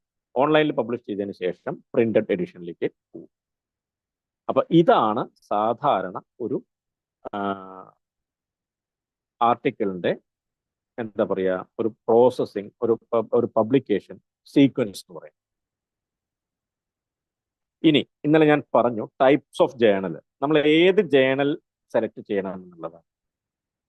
പ്രധാനമായിട്ടും ആയുർവേദം 3 തരം ജേണൽസ് ആണ് നമ്മുടെ ആർട്ടിക്കിൾസ് എടുക്കാൻ പറ്റുന്നത്. ഒന്ന് ആയുർവേദ ജേണലുകൾ, 2 CAM ജേണലുകൾ, അതായത് complementary and alternative medicine journal, 3 modern medicine journal. ഇതിൽ തന്നെ പെയ്ഡ് ഉണ്ട്, ഓപ്പൺ ആക്സസ്. ഓപ്പൺ ആക്സസ് എന്ന് വെച്ചിട്ടുണ്ടെങ്കിൽ ആർക്കും എപ്പോഴും വായിക്കാവുന്നു. ഈ ഓപ്പൺ ആക്സസ് തന്നെ 2 തരമുണ്ട്, ഓതർ പെയ്ഡും റീഡർ പെയ്ഡും. അതായത് ഒരാൾ പബ്ലിഷ് ചെയ്യാൻ സമ്മതിച്ചു കഴിഞ്ഞാൽ നമ്മൾ ഓതർ കാശ് കൊടുക്കുകയാണെങ്കിൽ അത് എല്ലാവർക്കും ഫ്രീ ആയിട്ട് കിട്ടും. അതല്ല, ഓതർ കാശ് കൊടുക്കുന്നില്ല, ഓതർക്ക് എനിക്ക് കാശ് കൊടുക്കാൻ വയ്യ, ഞാൻ ഈ കാശ് ചെലവാക്കുന്നില്ല എന്ന് പറഞ്ഞു കഴിഞ്ഞാൽ വായിക്കുന്ന ആൾക്ക് അബ്സ്ട്രാക്ട് മാത്രം കാണാൻ, ഫുൾ ആർട്ടിക്കിൾ റീഡ് ചെയ്യണമെങ്കിൽ ഈ വായിക്കുന്ന ആൾ കാശ് കൊടുക്കും. അങ്ങനെ വരുമ്പോൾ ടോട്ടൽ നമ്മുടെ ആർട്ടിക്കിളിന്റെ വിസിബിലിറ്റി കുറയും. അപ്പൊ എപ്പോഴും നമ്മൾ സെലക്ട് ചെയ്യുന്നത് ഈ ഓപ്പൺ ആക്സസ് ആയിട്ടുള്ള ജേണലുകൾ സെലക്ട് ചെയ്യുക. പെയ്ഡ് ആണെങ്കിൽ തന്നെ അത് വലിയ എമൗണ്ട് ഇല്ല എന്നുണ്ടെങ്കിൽ ഓതർ പെയ്ഡ് ആയിട്ടുള്ള ജേണലുകൾ ആക്സെപ്റ്റ് ചെയ്യും. ഏറ്റവും ശ്രദ്ധിക്കാനുള്ളത് ചാത്തന്മാര് ഒരു തരത്തിലും ഇത് പ്രിഡേറ്ററി ജേണലുകളുണ്ട്, പിന്നെ ക്ലോൺ ജേണലുകളുണ്ട്, ഡ്യൂപ്ലിക്കേറ്റ് ജേണലുകളുണ്ട്. ഇതെല്ലാം തന്നെ പ്രിഡേറ്ററി എന്നുള്ള പേരിൽ ഉൾപ്പെടുത്താവുന്നതാണ്, ഒരു അംബ്രല ടേം ബ്രോഡ് ഹെഡിങ്ങിൽ ഉൾപ്പെടുത്താവുന്നതാണ്. ഇതെല്ലാം തന്നെ വെറും ലോ സ്റ്റാൻഡേർഡ്, യാതൊരു പിയർ റിവ്യൂ പ്രോസസ് ഒന്നും ഇല്ലാത്ത, പലപ്പോഴും എന്തിന് പബ്ലിഷ് ചെയ്യുന്നു എന്ന് പോലും അറിയാത്ത ജേണലുകളാണ്, ആർട്ടിക്കിളുകളാണ്. ഇത്തരം ജേണലുകളിൽ നമ്മൾ പ്രസിദ്ധീകരിച്ചു എന്നുള്ളത് കൊണ്ട് നമുക്ക് യാതൊരു ബെനിഫിറ്റും അത് കിട്ടാൻ പോകുന്നില്ല. ഒരു ഇന്റർവ്യൂവിന് നമ്മൾ ഇത് സബ്മിറ്റ് ചെയ്യുകയാണെങ്കിൽ, ശരിക്കും പറയുകയാണെങ്കിൽ അത് കാണിക്കുന്നത്, ഇപ്പൊ നമ്മൾ ഏതെങ്കിലും ഒരു തല്ലിപ്പൊളി ജേണലിൽ പബ്ലിഷ് ചെയ്തിട്ട് ഒരു ആർട്ടിക്കിൾ കൊണ്ട് നമ്മൾ ഒരു ഇന്റർവ്യൂ ബോർഡിലേക്ക് നമ്മൾ ചെല്ലുകയാണെങ്കിൽ അത് സജസ്റ്റ് ചെയ്യുന്നത് എന്താണ്? 2 കാര്യങ്ങളാണ്. ഒന്ന്, നമ്മളൊരു കുറുക്കു വഴിയിൽ കൂടെ കാര്യങ്ങൾ നടത്താൻ നോക്കുന്ന ഒരാളാണ്. രണ്ടാമത്തെ പറയുന്നത്, അല്ലെങ്കിൽ നമുക്ക് ഈ പ്രോസസ്സിനെ പറ്റിയിട്ടോ പബ്ലിഷിങ്ങിനെ പറ്റിയിട്ടോ യാതൊരു തരത്തിലുള്ള വിവരവും ഇല്ല. ഇത് രണ്ടും വളരെ നെഗറ്റീവ് ഇമ്പാക്റ്റ് ആണ്. പിന്നെ ഒരു തരത്തിലും നമ്മളൊരു ആർട്ടിക്കിൾ എഴുതിയിട്ട്, ഇന്ന് നമ്മളൊരു ആർട്ടിക്കിൾ എഴുതി അത് ഇത്തരത്തിലുള്ള ജേണലിൽ പബ്ലിഷ് ചെയ്തു, അതിനുശേഷം നാളെ നമ്മൾ കുറച്ചും കൂടി ഇത് ബേസ് ചെയ്തിട്ട് തന്നെ കുറച്ചും കൂടി നല്ലൊരു ആർട്ടിക്കിൾ, സ്റ്റാൻഡേർഡ് ആർട്ടിക്കിൾ എഴുതി അതിനെ ഒരു സ്റ്റാൻഡേർഡ് ജേണലിലേക്ക് നമ്മൾ അയച്ചു. പക്ഷെ ഒരിക്കലും നമ്മൾ ഈ ചാത്തൻ ജേണലിൽ വന്നിട്ടുള്ള ആർട്ടിക്കിൾ നമുക്ക് അവിടെ സൈറ്റ് ചെയ്യാൻ പറ്റില്ല. കാരണം പിയർ റിവ്യൂഡ് ആയിട്ടുള്ള ഇൻഡെക്സ്ഡ് ആയിട്ടുള്ള ആർട്ടിക്കിൾസ് മാത്രമേ സൈറ്റേഷൻ ആയിട്ട് നല്ല ജേണൽസ് ആക്സെപ്റ്റ് ചെയ്യും. അപ്പൊ ഇതാണ് നമ്മൾ ഏറ്റവും ശ്രദ്ധിക്കാനുള്ളത്. ഏറ്റവും നല്ല രീതിയിൽ നടത്തുന്ന ജേണൽസ് മാത്രം എടുക്കാൻ പ്രത്യേകം ശ്രദ്ധിക്കുക. അതെങ്ങനെ സെലക്ട് ചെയ്യാം എന്നുള്ളത് നമുക്ക് പക്ഷശാസ്ത്രം കൊണ്ടോ മഷിനോട്ടം കൊണ്ടോ ഒന്നും നമുക്ക് പറ്റില്ല. നമ്മൾ ഫ്രീക്വന്റ് ആയിട്ടുള്ള 1-2 സ്ഥിരമായിട്ട് ഇത്തരം ജേണലുകൾ നോക്കിക്കൊണ്ടിരിക്കുക, വായിച്ചോളണമെന്നില്ല, നോക്കിക്കൊണ്ടിരിക്കുക. അങ്ങനെ ആയിക്കഴിഞ്ഞാൽ അതിൻ്റെ ഒപ്പം തന്നെ എന്തിലാണ് ഇത് ഇൻഡെക്സ്ഡ് ആക്കിയിട്ടുള്ളത് എന്നുള്ളത്. ഇപ്പൊ PubMed, Scopus, web of science, ഇങ്ങനെ ഒരു 3 ഡാറ്റാബേസ്. ഈ പറഞ്ഞ 3 ഡാറ്റാബേസിൽ ഏതെങ്കിലും ഇൻഡെക്സ്ഡ് ആണെങ്കിൽ ആ ജേണലിന്റെ സൈറ്റിൽ തന്നെ അവർ എഴുതിയിട്ടുണ്ടാവും. പലപ്പോഴും കാണാം, പല ജേണലിലും കാണാം ഇൻഡെക്സ്ഡ് വിത്ത് ഗൂഗിൾ സ്കോളർ എന്ന് പറയും. ഗൂഗിൾ സ്കോളർ എന്ന് പറയുന്ന ഒരു വെറും സെർച്ച് എഞ്ചിൻ മാത്രമാണ്, അതൊരു ഡാറ്റാബേസ് അല്ല. അത് വെറുതെ എഴുതുന്നു. അതുപോലെ തന്നെ ഏതെങ്കിലും തരത്തിലുള്ള ഒരു ബ്രോഡ് ഏരിയ കവർ ചെയ്യുന്ന തരത്തിലുള്ള ജേണലുകൾ ഒഴിവാക്കുക. അപ്പൊ എല്ലാം തന്നെ നമ്മൾ വളരെയധികം ശ്രദ്ധിച്ച് സൂക്ഷിച്ച് കൈകാര്യം ചെയ്താൽ മാത്രമേ നമുക്ക് സ്പെസിഫിക് ആയിട്ടുള്ള ഒരു ജേണൽ സബ്മിറ്റ് ചെയ്യാൻ പറ്റൂ. എങ്ങനെ ചെയ്യാം, ഇതിനെ നമ്മൾ എങ്ങനെ സെലക്ട് ചെയ്യാന്നുള്ളത് ഒന്ന് രണ്ട് കുറച്ച് കാര്യങ്ങൾ. ഒന്ന്, ഏത് വർഷമാണ് ഇത് എസ്റ്റാബ്ലിഷ്ഡ്? എല്ലാറ്റിനും പിന്നെ ഇന്റർനാഷണൽ ജേണൽ എന്നൊക്കെ പറയുന്നതാണ്. പല ജേണൽസിന്റെയും അല്ലെങ്കിൽ ഒരുവിധം എല്ലാ ജേണലിന്റെയും starting international journal of pharmacy, അല്ലെങ്കിൽ international journal of case report, അല്ലെങ്കിൽ international journal of gynaecology, international journal of Ayurvedic pharmacy, ഇങ്ങനെയൊക്കെയുള്ള കുറെ ഇന്റർനാഷണൽ ഉണ്ടാവും. ഒരു ജേണലിന്റെ ഇന്റർനാഷണൽ എന്നുള്ളത് കൊണ്ട് പേര് വെച്ചു എന്നുള്ളത് കൊണ്ട് മാത്രം അതൊരിക്കലും ഇന്റർനാഷണൽ ആവില്ല. എന്നാൽ വളരെ മോശമായിട്ടുള്ള, ഇപ്പോൾ ഏറ്റവും ഉദാഹരണത്തിന് new England journal of medicine എന്ന് പറഞ്ഞിട്ടൊരു ജേണൽ ഉണ്ട്. ഏറ്റവും കൂടുതൽ ഇമ്പാക്ട് ഫാക്ടർ ഉള്ള ഒരു ജേണൽസ് ഒന്നാണ് new Indian journal of medicine, England publication. അപ്പൊ ഈ പേരല്ല, നമുക്ക് ന്യൂ എന്നൊക്കെ നമ്മൾ കണ്ടു കഴിഞ്ഞാൽ നമുക്ക് തോന്നും ഇതൊരു തല്ലിപ്പൊളിയാണോ എന്നുള്ളൊരു സംശയം, അല്ലേ എന്നുള്ളൊരു സംശയം തോന്നാം. അപ്പോൾ ഒരിക്കലും ഒരു പേര് വെച്ചിട്ട് ഇന്റർനാഷണൽ എന്നുള്ള പേര് കണ്ടതുകൊണ്ട് മാത്രം അതൊരു ഇന്റർനാഷണൽ ജേണലായി എന്നുള്ളത് പറയാൻ പറ്റില്ല. പിന്നെ അത് മനസ്സിലാക്കേണ്ടത് എഡിറ്റോറിയൽ ബോർഡ് നോക്കുക.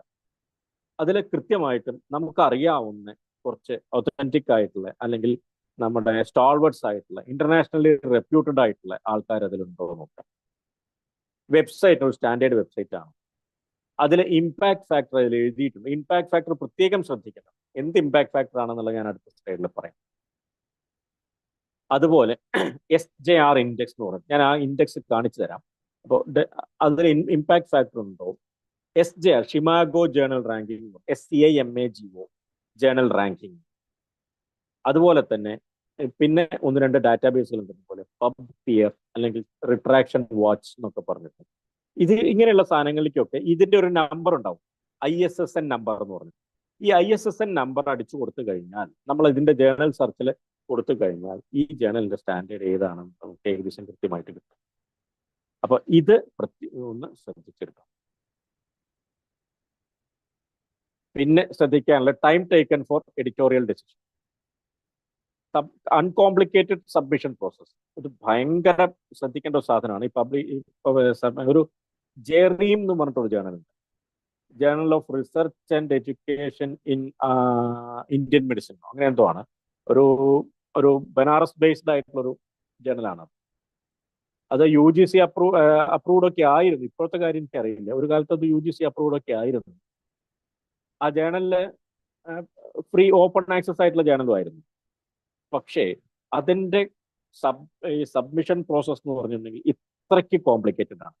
എല്ലാം നമ്മൾ ഓരോന്നായിട്ട് അപ്ലോഡ് ചെയ്യണം. ഈ അപ്ലോഡ് ചെയ്ത സാധനങ്ങളൊക്കെ തന്നെ പ്രിന്റ് എടുത്തിട്ട് രജിസ്റ്റേർഡ് ആയിട്ട് ഇതിന്റെ ഡയറക്റ്റ് എഡിറ്റർക്ക് അയച്ചു കൊടുക്കണം. ഇങ്ങനെയൊക്കെയുള്ള കുറേ കോംപ്ലിക്കേറ്റഡ് പ്രൊസീജിയേഴ്സ് ഉണ്ട്. അപ്പോൾ ഇത്തരത്തിലുള്ള ഭയങ്കര കോംപ്ലിക്കേറ്റഡ് പ്രൊസീജിയേഴ്സ് ഒക്കെ ആണെങ്കിൽ അത് ഒഴിവാക്കുക. അതുപോലെ അത് ട്രാക്ക് ചെയ്യാൻ ഇപ്പൊ ഏത് സ്റ്റേജിലാണെന്ന്, എഡിറ്റോറിയൽ റിവ്യൂ ആണോ, ഫസ്റ്റ് റിവ്യൂ കഴിഞ്ഞ് കിടക്കാണോ, അതോ സെക്കൻഡ് റിവ്യൂലേക്ക് പോയോ, അതോ പ്രൂഫ് റീഡിംഗ് ആണോ എന്നുള്ളത് നമുക്ക് ട്രാക്ക് ചെയ്യാൻ പറ്റുന്ന ഫെസിലിറ്റി ഉണ്ടോ. ആർട്ടിക്കിൾ പ്രോസസ്സിംഗ് ഫീ എത്രത്തോളം ഉണ്ട് എന്നുള്ളത് നോക്കാം. ഒരു കാര്യം ശ്രദ്ധിച്ചാൽ അറിയാം, ഇതിന്റെ സൈഡിലുള്ളത് നമ്മൾ ഈ സമയം, ഇത് ആയു ജേണലിൽ വന്നിട്ടുള്ളതാണ്. ആയു ഒരു ഇൻഡെക്സ്ഡ് ജേണലാണ്. നമ്മുടെ ജാംനഗർ ഗുജറാത്ത് ആയുർവേദ യൂണിവേഴ്സിറ്റിയുടെ ഇൻഡെക്സ്ഡ് പബ്ലിഷ് ചെയ്യുന്ന ഒരു ജേണലാണത്. ഞാനൊരു ഇത് കാണിച്ചു തരാം.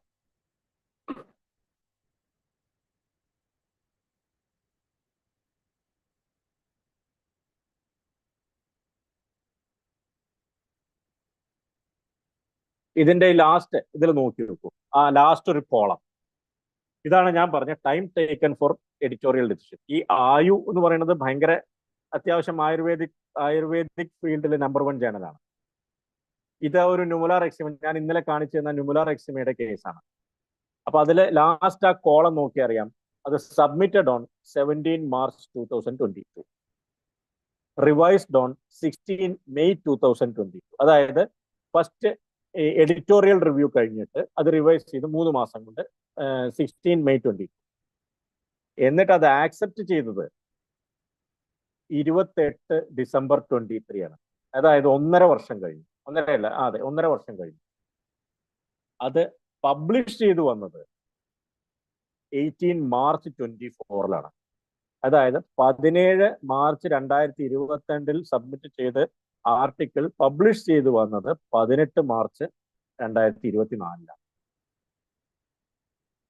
അപ്പോ ഇത് ഫ്രീ ജേണലാണ്, നമുക്ക് കാശ് കൊടുക്കേണ്ടതില്ല, നല്ല സ്റ്റാൻഡേർഡ് ജേണലാണ്, കാര്യമൊക്കെ ശരിയാണ്. പക്ഷേ ഞാൻ അതാ പറഞ്ഞ time taken for editorial decision അല്ലെങ്കിൽ ടൈം ടേക്കൺ ഫോർ പബ്ലിക്കേഷൻ ഭയങ്കര കൂടുതലാണ്.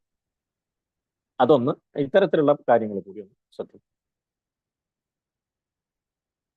അടുത്തത് ഫേക്ക് ഇമ്പാക്ട് ഫാക്ടർ. ഇങ്ങനെയുള്ള കുറെ കാര്യങ്ങളുണ്ട്. പലതും ഫേക്ക് ആയിട്ട് ഇമ്പാക്ട് ഫാക്ടർ ഉണ്ടാക്കും. അതുപോലെ ഫേക്ക് പിയർ റിവ്യൂ എല്ലാ ജേണലിലും ഉണ്ടാവും. ഇന്റർനാഷണലി പിയർ റിവ്യൂഡ് അല്ലെങ്കിൽ ഇന്റർനാഷണലി അക്രഡിറ്റഡ് എഡിറ്റേഴ്സ് എന്നൊക്കെ പറഞ്ഞിട്ട് കാണാം. പിന്നെ ചിലത് കാണാം, ഞാൻ നേരത്തെ പറഞ്ഞ indexed in Google scholar. Google scholar ഒരു സെർച്ച് എഞ്ചിനാണ്. അതേപോലെ കാണാം ഇൻഡെക്സ്ഡ് ഇൻ എൽസേവിയർ. ഈ എൽസേവിയർ എന്ന് പറയുന്നത് ഒരു പബ്ലിഷിംഗ് കമ്പനിയാണ്. അതായത് ഇപ്പൊ നമ്മൾ പറയുന്ന ചൗകമ്പ എന്നൊക്കെ പറയുന്ന പോലുള്ള ഒരു പബ്ലിഷിംഗ് കമ്പനി മാത്രമാണ് ഈ എൽസേവിയർ എന്ന് പറയുന്നത്. അപ്പൊ ഈ എൽസേവിയർ അങ്ങനെ ഒരു ഇൻഡെക്സേ കൊടുക്കുന്നില്ല. അപ്പൊ ഇത്തരത്തിലുള്ള ശരിക്കും നമ്മളെ മിസ്ലീഡ് ചെയ്യിക്കുന്ന കുറേ കാര്യങ്ങൾ ഇതിലൊക്കെ ഉണ്ടാവും. പിന്നെ കാണാം under the process of indexing. അങ്ങനെ ഒരു ടേം ഇല്ല. Under the process of indexing പറഞ്ഞില്ല. ഒന്നുകിൽ ഇൻഡെക്സ്ഡ് അല്ലെങ്കിൽ നോൺ ഇൻഡെക്സ്ഡ്, അത്രയേ ഉള്ളൂ. അപ്പൊ അത് കാര്യങ്ങളൊന്നും ശ്രദ്ധിക്കുക. പിന്നെ അതുപോലെ ഈ ഇമ്പാക്ട് ഫാക്ടറുകൾ നോക്കിക്കഴിഞ്ഞാൽ പല തരം ഇമ്പാക്ട് ഫാക്ടറുകൾ കാണാം. Advanced science index, directorate of journal quality factor, SJIF impact factor, GISI impact factor, global impact factor, universal impact factor, cosmos impact. എന്താ ഈ സാധനം എന്നൊക്കെ തന്നെ നമുക്കറിയില്ല. ഇങ്ങനെ പല ജേണലുകളിലും ഈ തുടക്കക്കാരായിട്ടുള്ള ആൾക്കാരെ പറ്റിക്കാനും, ശരിക്കും പറഞ്ഞാൽ പറ്റിക്കാൻ, നമ്മൾ പറയുകയാണെങ്കിൽ കമ്പിപ്പാര എടുത്തിട്ട് കക്കാൻ ഇറങ്ങിക്കൂടെ എന്ന് ചോദിക്കുന്ന തരം ജേണലുകളാണ് പലതും ഉള്ളത്. അതാണ് ഇതിലും ഭേദം എന്ന് തോന്നുന്നു. ഇങ്ങനെ ഇതിനെപ്പറ്റി അത്രയ്ക്കൊരു ബോധം ഇല്ലാത്ത ആൾക്കാരെ പറ്റിച്ച് ഇതിന് 2000 രൂപയും 3000 രൂപയൊക്കെ പബ്ലിക്കേഷൻ ഫീസ് വാങ്ങി പബ്ലിഷ് ചെയ്ത് എടുക്കുന്ന തരം പരിപാടികളാണ് ഇതിൽ നടക്കുന്നത്. അപ്പോൾ ഇത്തരത്തിലൊരു ജേണൽ സെലക്ട് ചെയ്യണത് ഏറ്റവും ശ്രദ്ധിക്കണം. ഇനി how to identify a good journal. 1-2 കാര്യങ്ങൾ. Look for the topic of our interest in PubMed. ഇത് ചെയ്യാനുള്ളത് നമ്മുടെ പബ്മെഡിലേക്ക് പോകുമ്പോൾ, പബ്മെഡ് എന്ന് ഗൂഗിളിൽ അടിച്ചു കൊടുത്തു കഴിഞ്ഞാൽ തന്നെ പബ്മെഡ് സെർച്ച് വരും. ആ പബ്മെഡ് സെർച്ചിൽ നിങ്ങൾ എന്താണ് പബ്ലിഷ് ചെയ്യാൻ ഉദ്ദേശിക്കുന്നത് ടോപ്പിക്, ആ ടോപ്പിക് നമ്മൾ അതിൽ അടിച്ചു കൊടുത്തു കഴിഞ്ഞാൽ ആ ടോപ്പിക്കുമായിട്ട് റിലേറ്റഡ് ആയിട്ടുള്ള നമ്മുടെ സയൻസുമായിട്ട് ബന്ധപ്പെട്ടതും ഒക്കെ ആയിട്ടുള്ള കുറേ ജേണലുകൾ വരും. അത്തരത്തിലുള്ള ജേണലുകൾ നമുക്ക് സെലക്ട് ചെയ്യാം. അതുപോലെ തന്നെ ഈ ജേണലുകൾ നോക്കിയിട്ട് അതല്ലെങ്കിൽ ഇപ്പൊ ഒരു ഓസ്റ്റിയോ ആർത്രൈറ്റിസിന്റെ അല്ലെങ്കിൽ ഒരു ട്രൈജമിനൽ ന്യൂറാൾജിയ ഒരു സ്റ്റഡി നമ്മൾ പബ്ലിഷ് ചെയ്യാൻ ഉദ്ദേശിക്കുകയാണ്, ഒരു കേസ് റിപ്പോർട്ട് നമ്മൾ പബ്ലിഷ് ചെയ്യാൻ ഉദ്ദേശിക്കും. അപ്പോൾ നമ്മൾ നോക്കുമ്പോൾ കാണാം ട്രൈജമിനൽ ന്യൂറാൾജിയുടെ ഈ ആർട്ടിക്കിളിൽ ഇതിനു മുമ്പ് ഏത് ജേണലാണ് വന്നിരിക്കുന്നത്, ആ ജേണൽ നമുക്ക് സെലക്ട് ചെയ്യാം. അതുമാത്രം പോരാ, ഇത് പല ജേണലുകളും ഒരു കാലത്ത് ഉണ്ടായിരുന്നിരിക്കാം, ഇപ്പൊ നിന്ന് പോയിട്ടുണ്ടാവാം. അത് ഇപ്പോ ഫങ്ഷനിങ് ആണോ എന്ന് നോക്കണം, വെബ്സൈറ്റ് നോക്കി ഇതാക്കാം. അതുപോലെ തന്നെ ഈ ഇൻഡെക്സ് ചെയ്യുന്നത് ഇപ്പൊ പബ്മെഡ് ഇൻഡെക്സ് ആണെങ്കിലും സ്കോപ്പസ് ഇൻഡെക്സ് ആണെങ്കിലും ഒക്കെ തന്നെ അത് 1-2 കൊല്ലത്തിൽ ഒരിക്കൽ അത് മാറിക്കൊണ്ടിരിക്കും, അത് റിവൈസ് ചെയ്തുകൊണ്ടിരിക്കും. അപ്പൊ ഏതെങ്കിലും കാലത്ത് ഇത് ഇൻഡെക്സ്ഡ് ആയിരുന്നു എന്നുള്ളത് കൊണ്ട് ഇപ്പോൾ ഇൻഡെക്സ്ഡ് ആയിക്കൊള്ളുന്നു. അപ്പൊ അതും നമ്മൾ പ്രത്യേകം ശ്രദ്ധിക്കുക, ഇപ്പോൾ പ്രസന്റ്ലി ഇൻഡെക്സ്ഡ് ആണോ എന്ന്. പിന്നെ ഞാൻ നേരത്തെ പറഞ്ഞ ഒരു SJR ഇൻഡെക്സ് ഉണ്ട്, സിമാഗോ ജേണൽ റാങ്കിങ് ഇൻഡെക്സ് എന്ന് പറഞ്ഞിട്ടുള്ളത്. അത് എങ്ങനെയാണ് സെലക്ട് ചെയ്യുക എന്നുള്ളത് ഞാൻ ഒന്ന് ഓൺലൈനിൽ പോയിട്ട് ഞാൻ കാണിച്ചു തരാം. അതുപോലെ തന്നെ UGC care list. UGC care list ശരിക്കും പറയുകയാണെങ്കിൽ ബയോമെഡിക്കൽ ജേണൽ, നമ്മുടെ മെഡിക്കൽ ജേണലുകളെ സംബന്ധിച്ച് UGC ജേണലുകൾക്ക് വലിയൊരു പ്രാധാന്യം ഇല്ല. അത് പലപ്പോഴും നമ്മുടെ ആർട്ടോ അല്ലെങ്കിൽ കൾച്ചറൽ, അതല്ലെങ്കിൽ സയൻസ്, അതല്ലെങ്കിൽ നമ്മുടെ ബാക്കി എന്താ പറയുക ഹ്യൂമാനിറ്റീസ് പോലെയുള്ള കാര്യങ്ങൾക്കാണ് അത്തരം UGCയുടെ ജേണൽ കൂടുതലായിട്ട് ഇമ്പോർട്ടൻ്റ് ആയി സിഗ്നിഫിക്കൻ്റ് ആയിട്ടുള്ളത്. പക്ഷേ എന്നിരുന്നാലും നമുക്കിതൊന്ന് എങ്ങനെയാണ് UGC അറ്റ്ലീസ്റ്റ് നമുക്ക് ഈ പബ്മെഡ് ഇൻഡെക്സ്ഡ് ആയിട്ടുള്ളതോ അല്ലെങ്കിൽ സ്കോപ്പസ് ഇൻഡെക്സ്ഡ് ആയിട്ടുള്ളതോ ആയിട്ടുള്ള ജേണലുകൾ നമുക്ക് പബ്ലിഷ് ചെയ്യാൻ പറ്റിയില്ലെങ്കിൽ അറ്റ്ലീസ്റ്റ് UGC കെയർ ലിസ്റ്റിലുള്ള ജേർണൽസിലേക്ക് നമുക്ക് പബ്ലിഷ് ചെയ്യാൻ സാധിക്കും. എങ്ങനെയാണ് അത് ചെയ്യുക എന്നുള്ളത് നമുക്ക് ഞാൻ ഒന്നും കൂടി ഒന്ന് ഷെയർ സ്ക്രീൻ ഓഫ് ചെയ്യുന്നുണ്ട്. ഒന്ന് ഓൺലൈനിൽ പോയി നോക്കാം.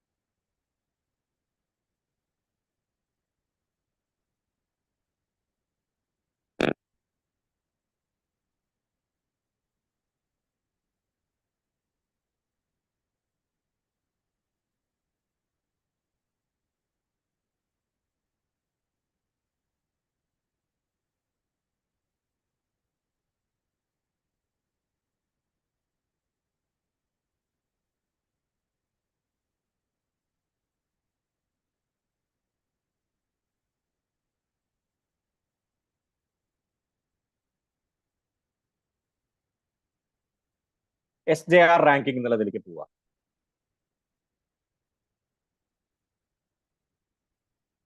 ഇത് ഒരു ഇൻഡെക്സ് ആണ്. നമുക്ക് വളരെ ഈസി ആയിട്ട് നമുക്ക് സെർച്ച് ചെയ്യാൻ പറ്റും. ഉദാഹരണത്തിന് ഇതിൽ ഇങ്ങനെ കാണാം. നമ്മൾ ഇതാണ് Q1, Q2, Q3 എന്ന് പറഞ്ഞിട്ട് ഇമ്പാക്ട് ഫാക്ടർ എന്ന് പറയുന്ന സാധനം എന്താ? Cancer journal of clinicians. അതാണ് ഏറ്റവും കൂടുതൽ ഇതിൽ ഇമ്പാക്ട് ഫാക്ടർ കാണിക്കുന്നത് 106 എന്നൊക്കെ പറയുന്നത്. നമ്മുടെ ഈ JIM അല്ലെങ്കിൽ ഇങ്ങനെയൊക്കെയുള്ള ഇമ്പാക്ട് ജേർണലുകളുടെയൊക്കെ ഇമ്പാക്ട് ഫാക്ടർ 1.5, 1.2 അല്ലെങ്കിൽ 0.9 ഇങ്ങനെയൊക്കെയാണ്. അപ്പൊ അതും ഇത്തരത്തിലുള്ള ജേർണലുകളും തമ്മിൽ ഒന്ന് കമ്പയർ ചെയ്ത് നോക്കും. ഇനി ഇതെങ്ങനെ എടുക്കാം എന്നുള്ളത് നമ്മൾ സബ്ജക്ട് സെലക്ട് ചെയ്യാം. ഉദാഹരണത്തിന് സബ്ജക്ട് സെലക്ട് ചെയ്യുമ്പോൾ മെഡിസിൻ.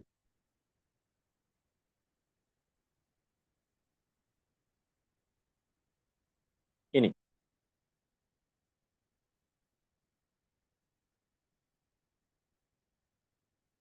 മെഡിസിനിൽ തന്നെ സബ് ഡിവിഷൻസ്. നമുക്ക് കോംപ്ലിമെന്ററി ആൻഡ് ആൾട്ടർനേറ്റീവ് മെഡിസിൻ.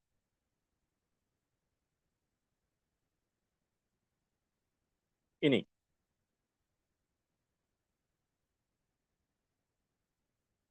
എവിടുന്ന് പബ്ലിഷ് ചെയ്യുന്നു എന്നുള്ളത് നമുക്ക് കൺട്രി സെലക്ട് ചെയ്യാം. ഇന്ത്യ സെലക്ട് ചെയ്യാം.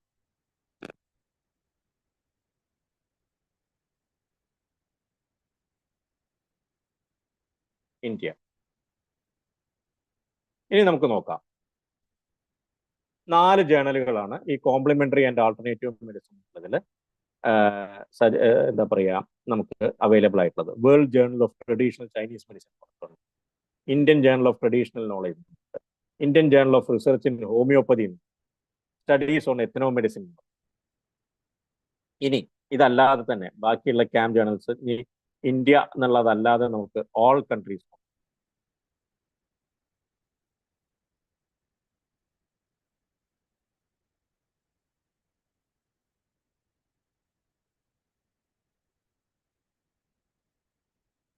ജേർണൽ ഓഫ് ഇന്റഗ്രേറ്റീവ് മെഡിസിൻ, അത് നമ്മുടെ ആർട്ടിക്കിൾസ് ധാരാളം പബ്ലിഷ് ചെയ്യാറുള്ളതാണ്.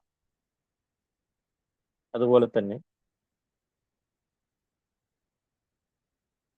ഓരോന്നും ഇതുപോലെ journal of Ayurveda and integrative medicine 29ാമത്തെ 29th നോക്കി.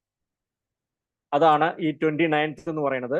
നമ്മുടെ ജേർണൽ എന്താ പറയുക, നമ്മുടെ ജെയിം എന്ന് പറയുന്ന ആയുർവേദത്തിലെ ജേർണലാണ്. അതിന്റെ ഇമ്പാക്ട് ഫാക്ടർ എന്ന് പറയുന്നത് 0.48 ആണ്. അത് Q2 ജേർണലാണ്. ക്വാർട്ടർലി ഇൻഡെക്സ് എന്ന് പറയുന്നത് Q2 ജേർണലിൽ പെട്ടതാണ്. ഇനി ഇവിടെ ഒരു ലോക്ക് കാണാം, ഒരു ലോക്കിന്റെ സൈൻ കാണാം. ഈ ലോക്ക് കാണിക്കുന്നത് ഇത് ഓപ്പൺ ആക്സസ് ആണ്, കാശ് കൊടുക്കണോ വേണ്ടിയോ പബ്ലിഷ് ചെയ്യാനുള്ളതാണ്. അപ്പൊ ഇത് ഓപ്പൺ ആക്സസ് ആണെന്നുള്ളതാണ് കാണിക്കുന്നത്. ഈ ലോക്ക് സൈൻ ഇല്ലാത്തതാണെങ്കിൽ ആ കാണിക്കുന്നത് അത് പെയ്ഡ് ജേർണലുകളായിരിക്കും. അപ്പൊ ഇങ്ങനെയാണ് സാധാരണ നമുക്ക് ഒരു ആർട്ടിക്കിളിന്റെ സ്റ്റാൻഡേർഡ് നമുക്ക് നോക്കാം. ഇനി നമ്മൾ നോക്കുന്ന ഒരു ആർട്ടിക്കിളിന്റെ ISSN നമ്പർ അപ്പൊ നമുക്ക് നോക്കി നോക്കാം. ജേർണൽ ഓഫ് എവിടെയാണ് നമ്മൾ എടുത്തത്? ജേർണൽ ഓഫ് ഇന്റഗ്രേറ്റീവ് 29th അല്ല, ഇത് നമുക്ക് സെലക്ട് ചെയ്യാം.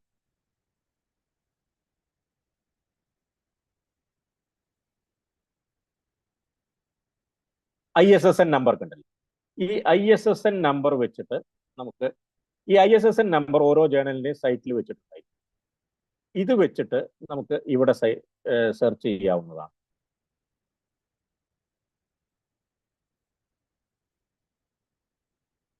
Journal of Ayurveda and integrative medicine. അപ്പൊ ഏതൊരു ജേണലിന്റെയും ISSN നമ്പർ കിട്ടിക്കഴിഞ്ഞാൽ അത് ഈ SJR ഇൻഡെക്സിൽ പോയി സെർച്ച് ചെയ്ത് കഴിഞ്ഞാൽ ആ ജേണൽ ഇൻഡെക്സ്ഡ് ആണോ അല്ലയോ എന്ന് മനസ്സിലാക്കാൻ സാധിക്കും.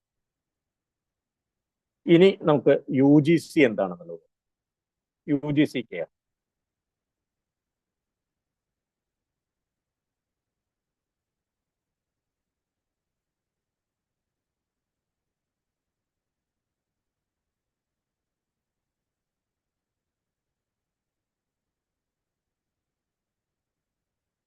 ഈസിയാണ്, സെലക്ട് ചെയ്യാൻ വളരെ എളുപ്പമാണ്.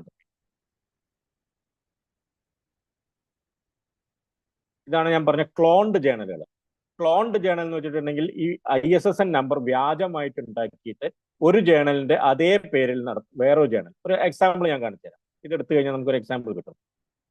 ഇത് നോക്കി നോക്കൂ. ഒറിജിനൽ ജേണൽ എന്ന് പറയുന്നത് AABRU എന്ന് പറഞ്ഞതാണ്. അതിന്റെ തന്നെ ക്ലോൺഡ് ജേണലാണ് ഇപ്പുറത്ത് കാണിക്കുന്നത്. ആലോചൻ ദൃഷ്ടി, അതിന്റെ ചെറിയ നമ്മൾ ഡ്യൂപ്ലിക്കേറ്റിന്റെ അക്ഷരം മാറ്റിയിട്ടൊക്കെ ഡ്യൂപ്ലിക്കേറ്റ് ഉണ്ടാക്കുന്നില്ലേ, ബജാജും അല്ലെങ്കിൽ അങ്ങനെയുള്ള ഇതൊക്കെ ഡ്യൂപ്ലിക്കേറ്റ് ഉണ്ടാക്കുന്ന പോലെ ഒരു ഡ്യൂപ്ലിക്കേറ്റ് ജേണൽസ് ആണ് ഇതൊക്കെ. അപ്പോൾ ഇത് കഴിഞ്ഞിട്ട് നമുക്ക് ഇതിന്റെ ഹോമിൽ പോയി കഴിഞ്ഞു എങ്ങനെയാണ് കെയർ ലിസ്റ്റിൽ സെർച്ച് ചെയ്യാന്ന് നമുക്ക് സബ്ജക്റ്റ് വെച്ചിട്ട് സെർച്ച് ചെയ്യാം.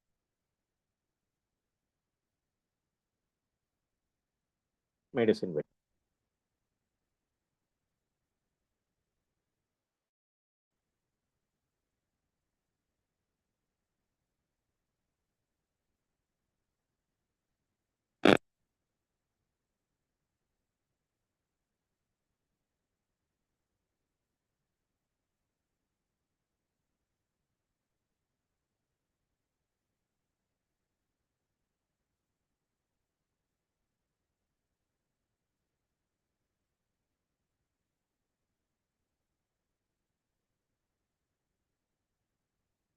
ഇനി ഇവിടെ വീണ്ടും നമുക്ക് സബ്ജക്റ്റ് വെച്ചിട്ട് സബ്ജക്റ്റ്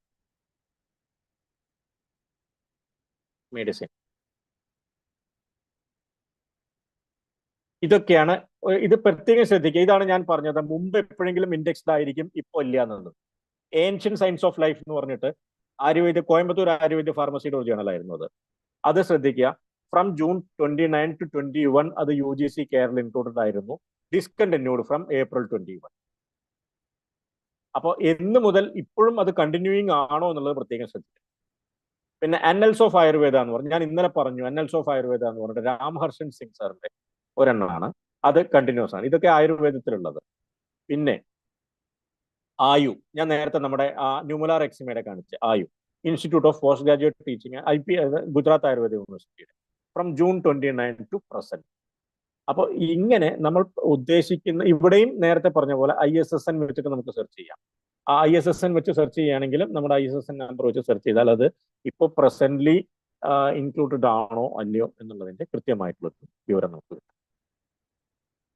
ഇനി നമുക്ക് പബ്ലിക്കേഷൻ പ്രോസസ് എന്തായാലും എടുത്ത സ്ഥിതിക്ക് അടുത്ത സ്ലൈഡ് വരുന്നത് പബ്ലിക്കേഷൻ പ്രോസസ് ആണ്. അതും കൂടിയും എങ്ങനെയാണെന്നുള്ളത് നമുക്കൊന്ന് നോക്കാം.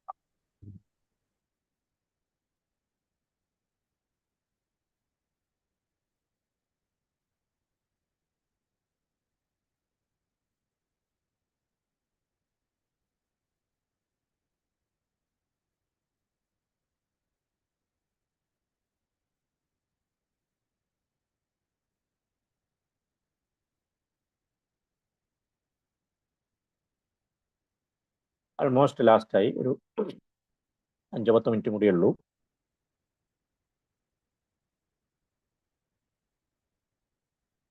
നമുക്ക് ആയു ജേണലിൽ എങ്ങനെ സബ്മിറ്റ് ചെയ്യാം എന്നുള്ളതൊന്ന് നോക്കാം.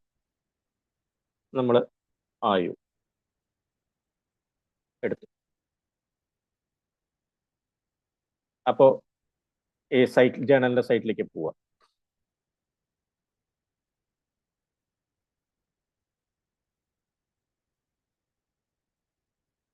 എപ്പോഴും ശ്രദ്ധിക്കുക, ഇൻസ്ട്രക്ഷൻ ഫോർ ഓതേഴ്സ് മുഴുവനായിട്ട് വായിച്ചു നോക്കണം. ഇൻഫർമേഷൻ ഫോർ ഓതേഴ്സ് പൂർണ്ണമായിട്ടും വായിച്ചു നോക്കണം. നമ്മൾ ഡയറക്റ്റ് സബ്മിറ്റ് മാനുസ്ക്രിപ്റ്റിലേക്ക് പോവുക.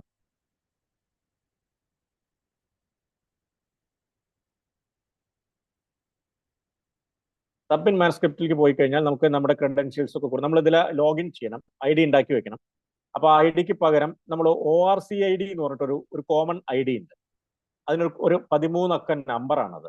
ആ നമ്പർ ഉണ്ടെങ്കിൽ നമ്മൾ ആ നമ്പർ രജിസ്റ്റർ ചെയ്യുകയാണെങ്കിൽ നമുക്ക് പൂർണ്ണമായിട്ടും ഈ പറഞ്ഞ നമ്മുടെ ഈസി ആയിട്ട് നമുക്ക് അതിനെ രജിസ്റ്റർ ചെയ്യാനായിട്ട് പറ്റും.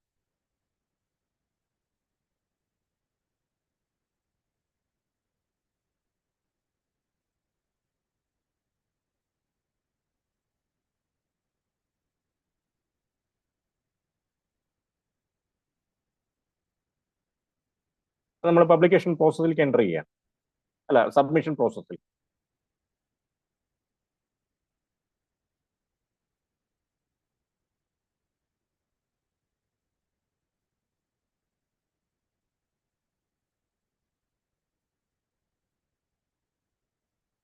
നിങ്ങൾക്ക് കാണാം ഇവിടെ ഓൾറെഡി ഞാൻ സബ്മിറ്റ് ചെയ്ത ഒരെണ്ണം വളരെ വൃത്തിയായിട്ട് റിജക്ട് ചെയ്തിരിക്കുന്നത്.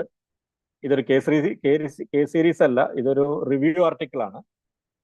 ഹെർണിയ സർജറി ഇൻ ആയുർവേദ അവരുടെ സ്കോപ്പ് ഓഫ് ഇൻട്രസ്റ്റിലുള്ള പെട്ടതല്ല, അതുകൊണ്ട് അത് റിജക്ട് ചെയ്തിരിക്കുന്നു എന്ന് പറഞ്ഞു. അപ്പൊ ഇനി നമുക്ക് സബ്മിറ്റ് ചെയ്യാൻ നോക്കാം.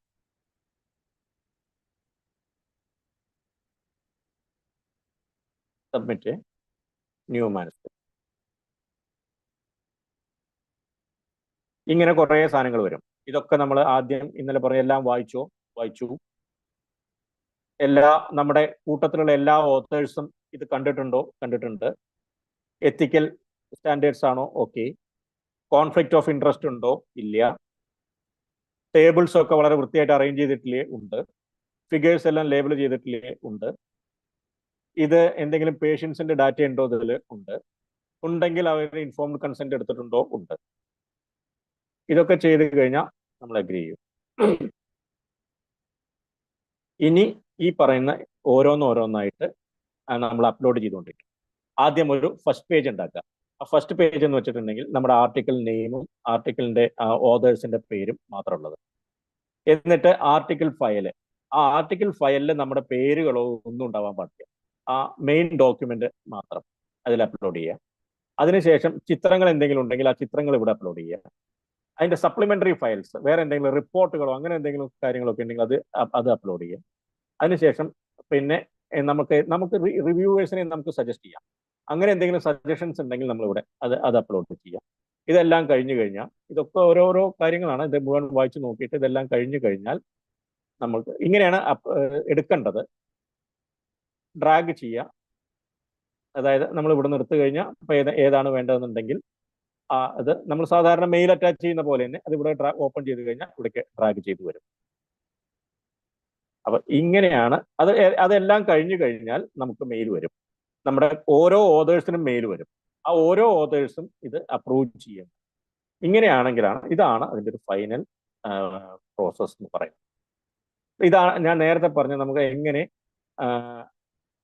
ട്രാക്ക് ചെയ്യാം എന്ന് പറയുന്നതിൻ്റെ ഒരു ഇതാണ്. ഇതിൽ കൃത്യമായിട്ട് ഇതിൽ കാണാം നമ്മുടെ എന്താണ് സ്റ്റാറ്റസ് എന്നുള്ളത് നമുക്ക് ഇതിൽ കാണാം. Thank you very much for having submitted your manuscript. We are very sorry to inform you that we are unable to accept your manuscript for publication in IU.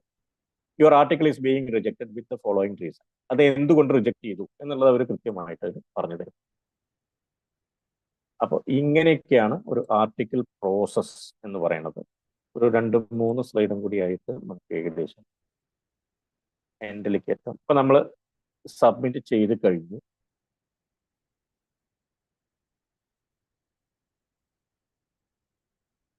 ഇനി സബ്മിഷൻ പ്രൊസീജിയർ ഞാൻ പറഞ്ഞു. Journal identify ചെയ്യുക എങ്ങനെയാണെന്നുള്ളത് പറഞ്ഞു. Clone ജേണലുകളും duplicate predatory ജേണലുകളും എങ്ങനെയാണെന്നുള്ളത് പറഞ്ഞു. Conclusion. എപ്പോഴും select ചെയ്യുമ്പോൾ ഈ പബ്മെഡ് അല്ലെങ്കിൽ സ്കോപ്പസ് അല്ലെങ്കിൽ വെബ് ഓഫ് സയൻസ് ഇൻഡെക്സ്ഡ് ആയിട്ടുള്ളത് എടുക്കുക, അല്ലെങ്കിൽ UGC അനലിസ്റ്റഡ് ആയിട്ടുള്ളത് എടുക്കുക. എപ്പോഴും ആയുർവേദ, ക്യാമ്പ്, മോഡേൺ മെഡിസിൻ ഇത് ഇൻഡെക്സ്ഡ് ഏതിലെങ്കിലും പെട്ടത് എടുക്കുക. ഇനി എന്തെങ്കിലും തരത്തിലുള്ള എക്സ്പെരിമെന്റൽ സ്റ്റഡി ഒക്കെ ആണെങ്കിൽ അത് ഏതെങ്കിലും ഇപ്പോൾ പലപ്പോഴും വേണമെങ്കിൽ ബയോളജിയോ അല്ലെങ്കിൽ കെമിസ്ട്രിയോ അല്ലെങ്കിൽ മെറ്റലർജിയോ അങ്ങനെയൊക്കെയുള്ള ഇപ്പോൾ രസശാസ്ത്ര സംബന്ധമായിട്ടുള്ള സബ്ജക്റ്റുകളൊക്കെ ആണെങ്കിൽ അത് പലപ്പോഴും ഇത്തരത്തിലുള്ള മെറ്റലർജിക്കൽ ജേണലുകളിലൊക്കെ എടുക്കാറുണ്ട്. അപ്പൊ അങ്ങനെ അല്ലെങ്കിൽ ഫിസിക്സ് ജേണലുകളിൽ എടുക്കാറുണ്ട്. അപ്പൊ അത്തരം നമ്മുടെ സ്റ്റഡിക്ക് അനുസരിച്ചിട്ട് നമുക്ക് ജേണൽ സെലക്ട് ചെയ്യും. ആയുർവേദിക് ജേണലിൽ ഇപ്പൊ പറഞ്ഞ കുറച്ച് ജേണൽസ് ജെനുവിൻ ആയിട്ടുള്ളത് ഒന്ന് JAIM ആണ്, journal of Ayurveda and integrated medicine. അടുത്തത് ആയു, അടുത്തത് എന്നൽസ് ഓഫ് ആയുർവേദ, അടുത്ത IJAR എന്ന് പറഞ്ഞിട്ട് ഒരെണ്ണുണ്ട്, അത് CCRAS പബ്ലിഷ് ചെയ്യുന്നതാണ്. അതുപോലെ തന്നെ journal of drug research in Ayurvedic science പറഞ്ഞിട്ട് all India institute of Ayurveda ഒരെണ്ണുണ്ട്. Journal of Ayurveda case report, ഇതും all India institute of Ayurveda. ഇനി CAM ജേണൽ അല്ലെങ്കിൽ കോംപ്ലിമെന്ററി ആൻഡ് ആൾട്ടർനേറ്റീവ് ജേണൽ, അതിൽ ഞാൻ നേരത്തെ കാണിച്ച് SJR ഇൻഡെക്സിൽ വന്ന ഒരു 4 എണ്ണമാണ്. Complementary therapies in clinical practice, journal of integrative medicine, Indian journal of traditional knowledge, ഇങ്ങനെയുള്ള കുറച്ച് ജേണലുകളാണ് ഇതിൽ നമുക്ക് എടുക്കാവുന്നത്. എപ്പോഴും എനിക്ക് പറയാനുള്ളത് ഇതാണ്: ആദ്യം form A team, identify the case, identify the suitable journal. Journal identify ചെയ്തിട്ട് വേണം കേസ് എഴുതി തുടങ്ങാൻ. ഞാൻ ആദ്യം തന്നെ പറഞ്ഞു, കാരണം ഓരോ ജേണലിനും ഓരോ രീതിയിലായിരിക്കും. ചില ജേണൽസിൽ സാൻസ്ക്രിറ്റ് ടേംസ് ഒക്കെ ഡയക്രിറ്റിക്സിൽ വേണ്ടി വരും, ചിലതിൽ ഇറ്റാലിക്സിൽ വേണ്ടി വരും, ചിലതിന്റെ റെഫറൻസ് സ്റ്റൈൽ വ്യത്യാസം ഉണ്ടായിരിക്കും. അപ്പൊ അതുകൊണ്ട് ആദ്യം നമ്മൾ ഏത് ജേണലിലേക്കാണോ സബ്മിറ്റ് ചെയ്യാൻ ഉദ്ദേശിക്കുന്നത് എന്നുള്ളതിന്റെ ഒരു ജനറൽ ഐഡിയ ആയി കഴിഞ്ഞാൽ എഴുതി തുടങ്ങും. അതിനുശേഷം കേസ് എഴുതുക, submit properly, wait patiently, and finally ഈ പല പെയ്ഡ് ജേണലുകളാണെങ്കിലും ആർട്ടിക്കിൾ ഈ വേവറിംഗ് കോസ്റ്റ് ഉണ്ട്. അപ്പൊ പലപ്പോഴും അതിൽ ഈ ഫോറിൻ സ്റ്റാൻഡേർഡ് വെച്ചിട്ട് ഭയങ്കര കോസ്റ്റ് ഒക്കെ പറയും അവര്. ഇപ്പോൾ എത്ര $1000 പബ്ലിക്കേഷൻ കോസ്റ്റ് എന്ന് പറഞ്ഞിട്ടുണ്ടെങ്കിൽ $100 അല്ലെങ്കിൽ $500 എന്നൊക്കെ പറഞ്ഞിട്ട് അവർ ഇടുന്നുണ്ട്. അപ്പൊ നമ്മൾ പറയാ, സാർ ഞങ്ങളൊരു തേർഡ് വേൾഡ് കൺട്രീസ് നിന്ന് വരുന്ന ആൾക്കാരാണ്, ഇതൊരു വെറും കേസ് റിപ്പോർട്ടുകളാണ്, അപ്പോൾ അതുകൊണ്ട് ഞങ്ങൾക്ക് ഇത്രയ്ക്കും തരാൻ പറ്റില്ല, അപ്പോൾ അതുകൊണ്ട് ഫണ്ടിങ് ഒന്നുമില്ല, സെൽഫ് ഫണ്ടിങ് ആണ് എന്നൊക്കെ പറഞ്ഞിട്ട് നമ്മൾ അവർക്ക് മെയിൽ ചെയ്ത് കഴിഞ്ഞാൽ ഇമ്മീഡിയറ്റ്ലി അവർ ഈ കാശ് കുറയ്ക്കുകയും ചെയ്യും. നമുക്ക് വളരെ അഫോർഡബിൾ ആയിട്ടുള്ള ഒരു റേറ്റിലേക്ക് അവർ എത്തിച്ചു തരികയും ചെയ്യും. അപ്പോൾ ഒരിക്കലും ഇത് വലിയ ജേണലൊക്കെ അല്ലേ, ഇത് ഭയങ്കര, നമുക്ക് എങ്ങനെയാ അവരോട് ബാർഗെയിൻ ചെയ്യാം എന്നൊക്കെ ചോദിച്ചിട്ട് നമ്മൾ ഒരിക്കലും അതിൽ മടിക്കരുത്. ബാർഗെയിനിങ് അല്ല, നമ്മൾ നമ്മുടെ അവസ്ഥ പറയുകയാണ്. കാരണം ഈ പലപ്പോഴും ഈ ജേണൽസ് എല്ലാം തന്നെ ഫോറിൻ റിസർച്ചേഴ്സുമായിട്ടാണ് നമ്മളെ കമ്പയർ ചെയ്യുന്നത്. അപ്പൊ നമ്മുടെ ഒരു ഫിനാൻഷ്യൽ സ്റ്റാറ്റസ് എന്താണെന്നുള്ളത് അവർ കൃത്യമായിട്ട് പറഞ്ഞ് മനസ്സിലാക്കി കഴിഞ്ഞാൽ അവരത് മനസ്സിലാക്കാറുണ്ട്, കാശ് കുറച്ചിട്ട് തരാറുമുണ്ട്. അപ്പൊ ഇത്രയാണ് എനിക്ക് പറയാനുള്ളത്. അപ്പോൾ എന്തെങ്കിലും ഫർദർ ആവശ്യങ്ങളുണ്ടെങ്കിൽ തീർച്ചയായിട്ടും എന്നെ കോണ്ടാക്ട് ചെയ്യാം. ഇതേ നമ്പറിൽ കോണ്ടാക്ട് ചെയ്യാവുന്നതാണ്. ഒരിക്കൽ കൂടി ഇങ്ങനെ ഒരു അവസരം തന്നതിൽ എറണാകുളം AMAയോട് ഞാൻ നന്ദി അറിയിക്കുന്നു. കൂടുതൽ എന്തെങ്കിലും സംശയങ്ങളോ എന്തെങ്കിലും ഉണ്ടെങ്കിൽ ഞാൻ തീർക്കും.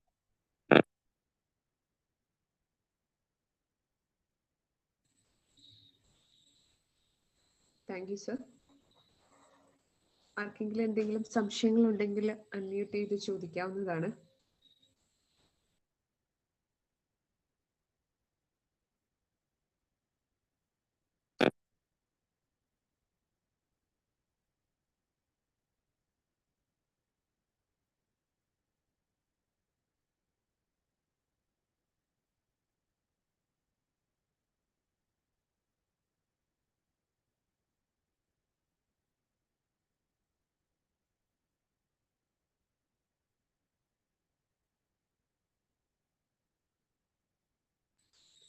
സർ, ഈ കേസ് സീരീസിലെ കേസ് എഴുതുന്നതും നമ്മൾ ഇന്നലെ പറഞ്ഞ സിംഗിൾ കേസ് റിപ്പോർട്ട് എഴുതുന്നത് പോലെ തന്നെയാണോ? കേസ് 1, കേസ് 2 അതേ രീതിയിൽ? അതേ രീതിയിൽ തന്നെ എഴുതാം.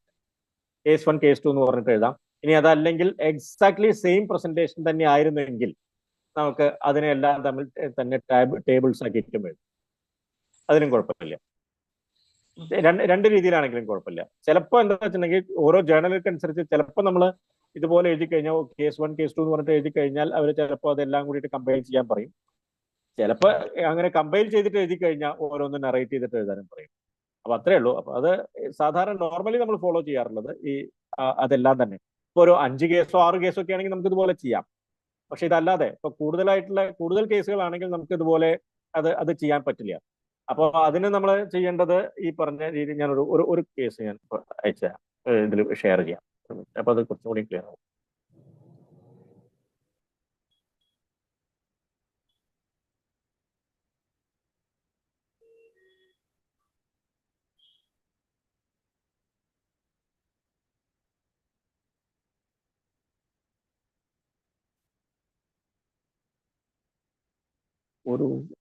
ഒരു കോവിഡിന്റെ ഒരു കേസ്. കോവിഡ്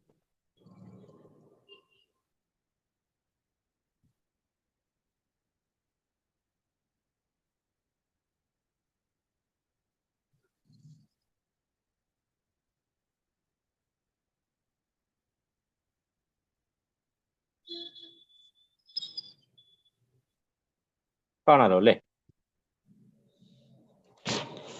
ഈ കേസ് നോക്കാം. ഇതൊരു കോവിഡ് എന്താ പറയാ, ഇതിന്റെ ഒരു 40 കേസാണ് തോന്നുന്നത് ഇതിൽ വന്നിട്ടുള്ളത്. അപ്പൊ അതിനെ നമ്മൾ ചെയ്യേണ്ടത് patient information, the not for profit institution was an asylum for the desolate and poor and ഈ കാര്യങ്ങളൊക്കെ തന്നെ 102 ഇൻമേറ്റ്സ്, അത് ടോട്ടൽ 102 ആൾക്കാരുണ്ടായിരുന്നു. ഡയഗ്നോസ്റ്റിക് അസസ്മെന്റ് താഴേക്ക് പോകുന്ന കഴിഞ്ഞിട്ട് ടൈമിങ്, ഇതതിന്റെ ടൈം ലൈൻ ആണ്. ഇതേ രീതിയിൽ നമുക്ക് വെക്കാം. ഇപ്പോൾ നമ്പർ ഓഫ് പേഷ്യൻസ് അഫക്റ്റഡ് 42. അപ്പോൾ പനി നേച്ചർ ഓഫ് സിംറ്റം, അതായത് പെരിഫറൽ ടെമ്പറേച്ചർ റേഞ്ച് ഫ്രം 37.34. 42 പേരാണ് ടോട്ടൽ 49 പേരാണ് ഉണ്ടായിരുന്നത്. അപ്പോൾ അതിൽ 42 പേർക്ക് വന്നു, പെർസെൻറ്റേജ് 89%. ബോഡി പെയിൻ 37 ആൾക്കാർക്ക് വന്നു, 79%. അനോസ്മിയ 13 ആൾക്കാർക്ക് വന്നു, 28%. അപ്പോൾ ഇതേ രീതിയിലേക്ക് നമുക്കതിനെ ടാബ്ലേറ്റ് ചെയ്യാൻ പറ്റും.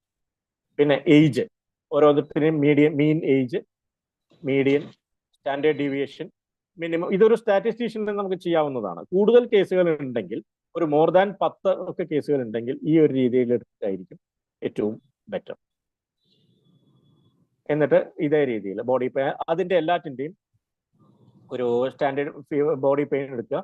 അതിൽ ഓരോന്നിനും standard error, median, mode, standard deviation, sample variance, ആ ഓരോ ടെസ്റ്റ്, ഇതിന് ഓരോ പെയർഡ് ടി ടെസ്റ്റ് അല്ലെങ്കിൽ അങ്ങനെയുള്ള കുറെ ടെസ്റ്റുകൾ ഉണ്ട്. ആ ടെസ്റ്റുകൾ ഏത് ടെസ്റ്റാണ് നമുക്ക് ഇവിടെ യൂസ് ചെയ്യാൻ പറ്റുക എന്നുള്ളത് നമുക്ക് അതിനനുസരിച്ചിട്ട് ഒരു നമ്മുടെ കേസും സാമ്പിൾ സൈസും അനുസരിച്ചിട്ട് നമുക്ക് സെലക്ട് ചെയ്യാം. റിക്കവറി ഡേയ്സ് ബൈ ഫീവർ 2.6 ദിവസത്തിൽ മാറി, body pain 2.59, cough 4.11, throat pain 3, breathlessness 5.11, headache 3.27, anosmia 5.3. ഈ ടെസ്റ്റ് വെച്ചിട്ടാണ് ഇതെടുത്തത്. അപ്പൊ ഇതേ രീതിയിലും നമുക്ക് ചെയ്യാവുന്നതാണ്. അപ്പൊ അത് depends upon number of patient. Number of cases കൂടുതലാണെങ്കിൽ ടേബിൾ ഫോം. അതെ അതെ അതെ അതെ അതെ.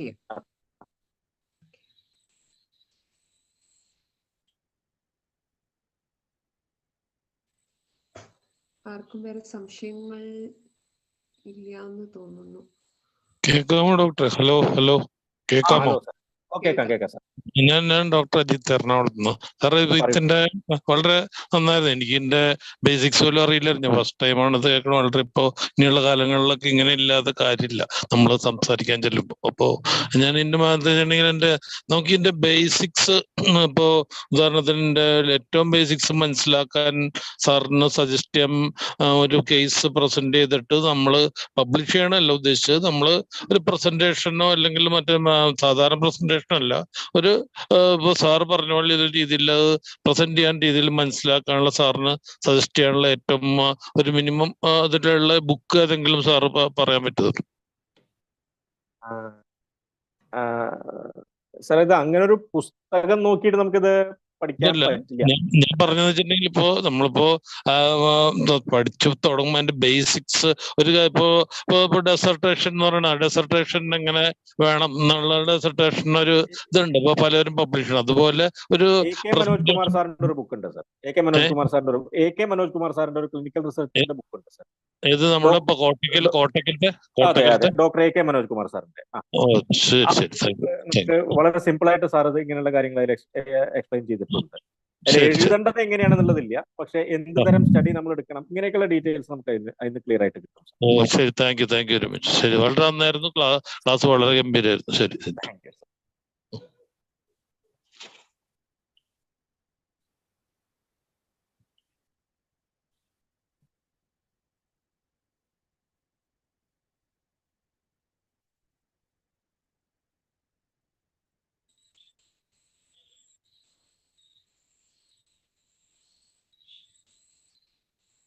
AMAI എറണാകുളം ജില്ലാ കമ്മിറ്റി സംഘടിപ്പിച്ച ഈ documentation from consultation to publication എന്ന് പറയുന്ന വെബിനാറിനെ കുറിച്ച് 2 വാക്ക് സംസാരിക്കുവാൻ Ernakulam zone secretary doctor Joyce K ജോർജിനെ ക്ഷണിക്കുന്നു.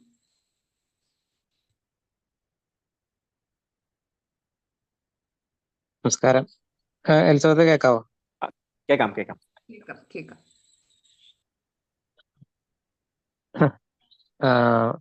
എത്രയും ബഹുമാനപ്പെട്ട ജിതേഷ് സാറ്, അതുപോലെ AMAയുടെ ജില്ലാ president doctor Manu, secretary doctor Elizabeth, ശരിക്കും ഈ ഒരു ക്ലാസ് കുറെ നാളായിട്ട് എനിക്ക് തോന്നുന്നു എറണാകുളം ജില്ലാ കമ്മിറ്റിയുടെ മനസ്സിലുള്ള ഒരു കാര്യമാണ്. ഇത് വളരെ ഒരു ഡ്രൈ ആയിട്ടുള്ള ഒരു ടോപ്പിക് ആയതുകൊണ്ട് തന്നെ ഇതിനെ ഏറ്റവും നല്ല രീതിയിൽ പ്രസന്റ് ചെയ്യാൻ പറ്റുന്ന ഒരാളെ ആക്ച്വലി അന്വേഷിച്ച് എത്തിയത് ജിതേഷ് സാറിലാണ്. ജിതേഷ് സാറിന്റെ കാരണം കുറെ വർഷങ്ങളായി തന്നെ എറണാകുളം ജില്ലാ കമ്മിറ്റിയുടെ പല ക്ലാസ്സുകളും സാറ് എടുത്തിട്ടുണ്ട്. എനിക്ക് തോന്നുന്നു ഞാൻ പെരുമ്പാവൂര് ഏരിയ സെക്രട്ടറി ആയിരുന്ന സമയത്ത് ഏരിയ സമ്മേളനത്തിന് സാറിന് സാറ് തിരുവനന്തപുരം കോട്ടക്കലിലെ അന്ന് ഫിസിഷ്യനായിരുന്നു എന്റെ ഓർമ്മ. അപ്പം അന്ന് മുതലേ സാറിന്റെ ഒരു ശൈലി പ്രസന്റേഷൻ എന്ന് പറഞ്ഞു കഴിഞ്ഞാൽ നമുക്കൊരു ഇൻട്രസ്റ്റ് തോന്നുന്ന രീതിയിൽ ആ ഒരു ശൈലി എപ്പോഴും വളരെ താല്പര്യത്തോടുകൂടി നോക്കിക്കാണുന്നുണ്ട്. അപ്പം ഇങ്ങനെയൊരു ഡ്രൈ ഒരു ടോപ്പിക്ക് ഇത്രയും ഭംഗിയായിട്ട്, അതായത് ഏതൊരു കൊച്ചുകുട്ടിക്ക് മനസ്സിലാവുന്ന രീതിയിലാണ് സാർ പ്രസന്റ് ചെയ്തത്. പലപ്പോഴും ഈ ഒരു പ്രാക്ടീസ് രംഗത്ത് നിൽക്കുമ്പോൾ ഇതൊക്കെ പറ്റുമോ എന്നുള്ളൊരു ചോദ്യം എല്ലാവരുടെയും മനസ്സിലുണ്ട്. ആഗ്രഹമുണ്ട്, പക്ഷെ നടക്കുമോ എന്ന് വിചാരിക്കുന്ന ഒരുപാട് ആളുകളുണ്ട്. പക്ഷെ അത് നടക്കും. അത്ര വലിയൊരു സംഭവമല്ല. ഇത് കേട്ട് കഴിഞ്ഞപ്പോഴാണ് സംഭവം മനസ്സിലായത്. നമ്മൾ കോളേജുകളിലൊക്കെ കേസ് പ്രസന്റേഷൻ ചെയ്യൂലോ, അതിന്റെ ഒന്ന് മോഡിഫൈ ചെയ്ത് എടുത്തു കഴിഞ്ഞാൽ ഈ സാധനം നമുക്കിത് പബ്ലിഷ് ചെയ്യാം. പക്ഷെ അതിൻ്റെതായിട്ടുള്ള വഴികളുണ്ട്. ആ വഴികളിലൂടെ പോകണം എന്നുള്ളത് മാത്രം. ആ വഴികൾ കൃത്യമായി തന്നെ സാറ് പറഞ്ഞു. ഒരാൾ ഒറ്റയ്ക്ക് വിചാരിച്ച് ചെയ്യേണ്ട കാര്യമല്ല, ഒരു ഗ്രൂപ്പായിട്ട് തന്നെ ടീം ഉണ്ടാക്കി കൃത്യമായി വർക്ക് ഡിവൈഡ് ചെയ്ത് ചെയ്യുമ്പോൾ വലിയ പ്രയാസമില്ലാതെ തന്നെ നമുക്ക് കാര്യത്തിലേക്ക് എത്തിക്കാനായിട്ട് സാധിക്കും. ഇപ്പോൾ പൊതുവെ നമുക്ക് ഈ ഒരു കാലഘട്ടത്തിൽ നമുക്ക് നേരിടുന്ന പ്രശ്നങ്ങളെ അതിജീവിക്കാനായിട്ട് നമുക്കൊരു പ്രധാന ആയുധം തന്നെ ഡേറ്റകളാണ്. അത് ഇതേമാതിരി തന്നെ ഈ പോലുള്ള ഇൻഡെക്സ് ജേർണലുകളിൽ തന്നെ വരുമ്പോഴാണ് അതിന് വാല്യൂ ഉണ്ടാകുന്നത്. പലപ്പോഴും ഈ നമ്മൾക്കെതിരെ പറയുന്ന ഈ മോഡേൺ സയൻസിലെ ഡോക്ടർമാരൊക്കെ ഈ ജേണലുകളെ, അതായത് നമ്മൾ പബ്ലിഷ് ചെയ്യുന്ന ജേണലുകളെ കുറ്റം പറയുന്നവരെ കാണുന്നത് ഇത് വെറും ചാപ്പൻ ജേണലാണ്, ഇത് അതൊന്നും അതിന് വാല്യൂ ഇല്ല എന്ന് പറയുന്നുണ്ട്. പക്ഷെ അങ്ങനെയല്ല, നമ്മൾ സെലക്ട് ചെയ്യുന്ന ജേണലിനും അതിൻ്റെതായ പ്രാധാന്യം ഉണ്ടെന്നുള്ളതും സാറ് കൃത്യമായത് അങ്ങനെ സെലക്ട് ചെയ്യണമെന്ന് കൂടി സാറ് പറഞ്ഞു തന്നു. ഇപ്പം ഏതായാലും ഇനി വരുന്ന ഒരു തലമുറയെ ഭാവിയിലാണെങ്കിൽ പോലും നമ്മുടെ ശാസ്ത്രത്തെ ലോകത്തിനും മുമ്പിൽ തുറന്നു കാണിക്കാൻ പറ്റുന്ന ഏറ്റവും നൂതനമായതും ഏറ്റവും വലിയ വഴിയുമാണ് പബ്ലിക്കേഷൻ എന്ന് പറയുന്നത്. അപ്പൊ അതിന് എല്ലാവരെയും പ്രാപ്തമാക്കുന്ന രീതിയിലൊരു തുടക്കം, അല്ലെങ്കിൽ അതിനൊരു വഴി കാണിച്ചു തരാൻ ഈ ഒരു ക്ലാസ് കൊണ്ട് ഏതായാലും സംഭവിച്ചിട്ടുണ്ട്. ഇതിന്റെ യൂട്യൂബ് സ്ട്രീം ചെയ്യുന്നുണ്ട്. അതിന്റെ ലിങ്കുകൾ തന്നെ നമ്മൾ ഇനി എല്ലാ ഗ്രൂപ്പുകളിലേക്കും ഷെയർ ചെയ്യുമ്പം ഈ 2 ക്ലാസ്സും കൂടി കാണുമ്പോൾ തീർച്ചയായിട്ടും നമുക്ക് ഇതുകൊണ്ട് കുറച്ചധികം നമ്മുടെ ഡോക്ടർമാരുടെ ഭാഗത്തുനിന്ന് പബ്ലിഷ് ചെയ്യാനായിട്ട്, അതായത് അവരുടെ കേസുകളാണെങ്കിൽ പോലും അതൊന്ന് പബ്ലിഷ് ചെയ്യാനായിട്ടുള്ള ഒരു സഹായം കിട്ടുമെങ്കിൽ തന്നെ അതിനൊരു ഒരു വഴികാട്ടിയായി ഈ ഒരു 2 ക്ലാസ്സുകൾ മാറിയിട്ടുണ്ടെന്നുള്ളൊരു സംശയമില്ല. അപ്പം എല്ലാവിധ ആശംസകളും എറണാകുളം സോണിന്റെ ആശംസകൾ എറണാകുളം ജില്ലാ കമ്മിറ്റിക്ക് നേരെയാണ്. ഇനി ഭാവിയിലും ഇത്തരം പരിപാടികൾ സംഘടിപ്പിക്കാൻ സാധിക്കട്ടെ. സാറിന് പ്രത്യേകം നന്ദി അറിയിക്കുകയാണ്. വളരെ മികച്ച രീതിയിൽ ഏറ്റവും സിമ്പിൾ ആയിട്ട് കൊച്ചുകുട്ടിക്ക് മനസ്സിലാവുന്ന രീതിയിൽ തന്നെ ആ കാര്യങ്ങൾ പറഞ്ഞു തന്നു. Okay, thank U.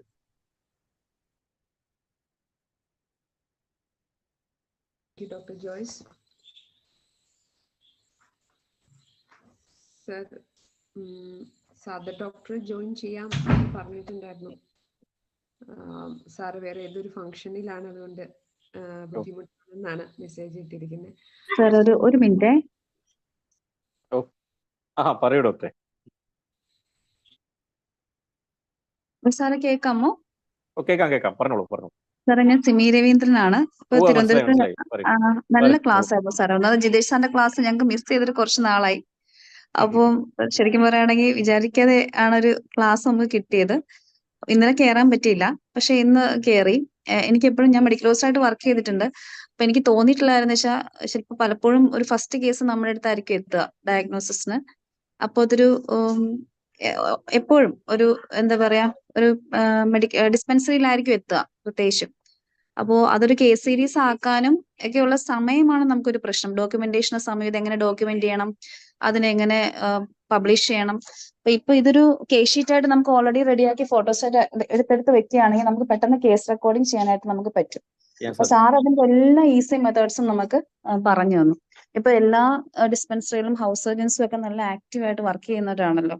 അപ്പോൾ നമുക്കൊരു പബ്ലിക്കേഷൻ കുറച്ചുകൂടെ ഒരു ഈസി ആവും തോന്നുന്നു. അപ്പം വളരെ നല്ല ക്ലാസ് ആയിരുന്നു ശരിക്കും. ഇന്നത്തെ ഒരു സമയത്ത് നമുക്ക് കേസുകൾ എല്ലാവരും ഹാർഡ് വർക്കോട് കൂടിയാണ് എല്ലാവരും ചെയ്യുന്നത്. എല്ലാ ജൂനിയേഴ്സ് ആണെങ്കിലും സീനിയേഴ്സ് ആണെങ്കിലും എല്ലാം നല്ല സപ്പോർട്ടോട് കൂടിയാണ് നമ്മുടെ സിസ്റ്റം പൊയ്ക്കൊണ്ടിരിക്കുന്നത്. അപ്പോൾ ഡോക്യുമെന്റേഷനും പബ്ലിക്കേഷനും വളരെ ഈസിയാണ്. ശരിക്കും എനിക്ക് തോന്നുന്നു വളരെ ടൈംലി ചെയ്ത ഒരു കാര്യമാണ്. ഇഷ്ടംപോലെ നമുക്ക് പ്രൊജക്ട്സ് ഒക്കെ തന്നെയാണെങ്കിൽ ISMലും എല്ലായിടത്തും കിട്ടുന്നുണ്ട്. ഇപ്പൊ പാലിയേറ്റീവ് തന്നെ എറണാകുളത്ത് വളരെ നന്നായിട്ടാണല്ലോ പോണത്. അപ്പോൾ നമ്മളൊരു എന്താ പറയാ വളരെ നല്ല സമയത്ത് നടന്നൊരു പ്രസന്റേഷനും അത് വളരെ സിമ്പിൾ ആയിട്ട്, വളരെ ബുദ്ധിമുട്ടുള്ള കാര്യങ്ങളാണ് സാറ് വളരെ സിമ്പിൾ ആയിട്ട് നമുക്ക് പറഞ്ഞു തന്നത്. നമുക്ക് ഇതിലേക്ക് ഇറങ്ങുമ്പോൾ ഒരു മടുപ്പ് വരും ഒരു സമയം കഴിയുമ്പോൾ. അത് ഒഴിവാക്കാനുള്ള കാര്യങ്ങളും, ഒരു റിജക്ഷൻ വന്നാൽ എങ്ങനെ നേരിടണമെന്ന് സാറിന്റെ തന്നെ ഒരു റിജക്ഷൻ കാണിച്ച് നമ്മൾ സിമ്പിൾ ആയിട്ട് നമുക്കത് പറഞ്ഞു തന്നു. പക്ഷെ ആ ഒരു സ്റ്റേജൊക്കെ ആകുമ്പോൾ നമുക്ക് കുറച്ച് വിഷമം വരും. എന്നാലും വളരെ നല്ല ക്ലാസ് ആയിരുന്നു സാറേ. നമുക്ക് എന്തായാലും എനിക്ക് കേൾക്കാൻ പറ്റിയതൊരു ഭാഗ്യമായി. അപ്പം എറണാകുളം ഏരിയ സോണിന് പ്രത്യേകം നന്ദി പറഞ്ഞു. ജിതേഷ് സാറിന് പ്രത്യേകം നന്ദി പറഞ്ഞു സാറേ. താങ്ക്സ്. സിമി ഡോക്ടർ.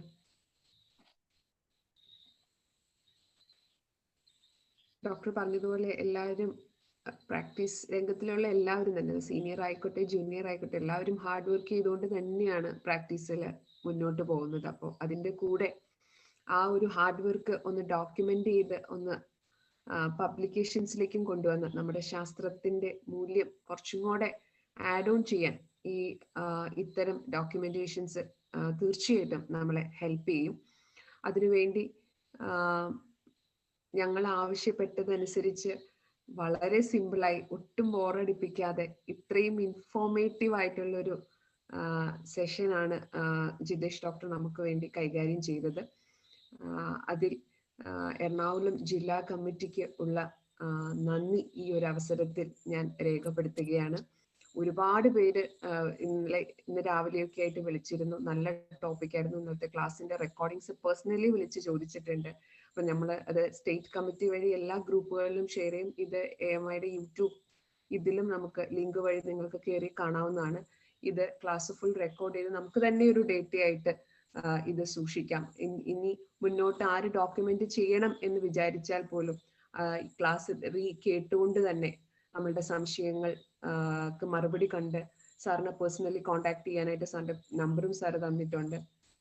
ഇത് കേട്ട 2 ദിവസങ്ങളായി കേട്ട 100-150 പേര് തീർച്ചയായിട്ടും ഒരു കേസെങ്കിലും ഡോക്യുമെന്റ് ചെയ്യാൻ എല്ലാവർക്കും സാധിക്കട്ടെ എന്ന് ആശംസിച്ചുകൊണ്ട് ജിതേഷ് സാറിനോടുള്ള നന്ദി രേഖപ്പെടുത്തിക്കൊണ്ട് നിർത്തുന്നു. എല്ലാവർക്കും നന്ദി, നമസ്കാരം. Thank you. ഏതായാലും ഒരിക്കൽ കൂടി നന്ദി പറഞ്ഞു. ഞാനും കുറെ കാലമായിട്ട് പറഞ്ഞ പോലെ ഒരു ക്ലിനിക്കൽ സബ്ജക്റ്റുകൾ മാത്രം എടുത്തുകൊണ്ട് പോകുമായിരുന്നു. അപ്പോൾ അതിൽ നിന്നൊരു ചേഞ്ച് ആണ് ഇത്. എനിക്കും ഒരു റിഫ്രഷ്മെന്റ് തന്നെയായിരുന്നു, അല്ലെങ്കിൽ അത് ഇതുപോലെ തന്നെ ഒരു ബ്രഷ് അപ്പ് സെഷൻ തന്നെയായിരുന്നു. എന്തായാലും ഇങ്ങനെ ഒരു അവസരം തന്നതിന് ഞാൻ ഒരിക്കൽ കൂടി നന്ദി പറയാം. Thank you, sir. Thank you so much. It's good to have you. Leave ചെയ്യാലോ അല്ലേ? Okay, sir. Leave.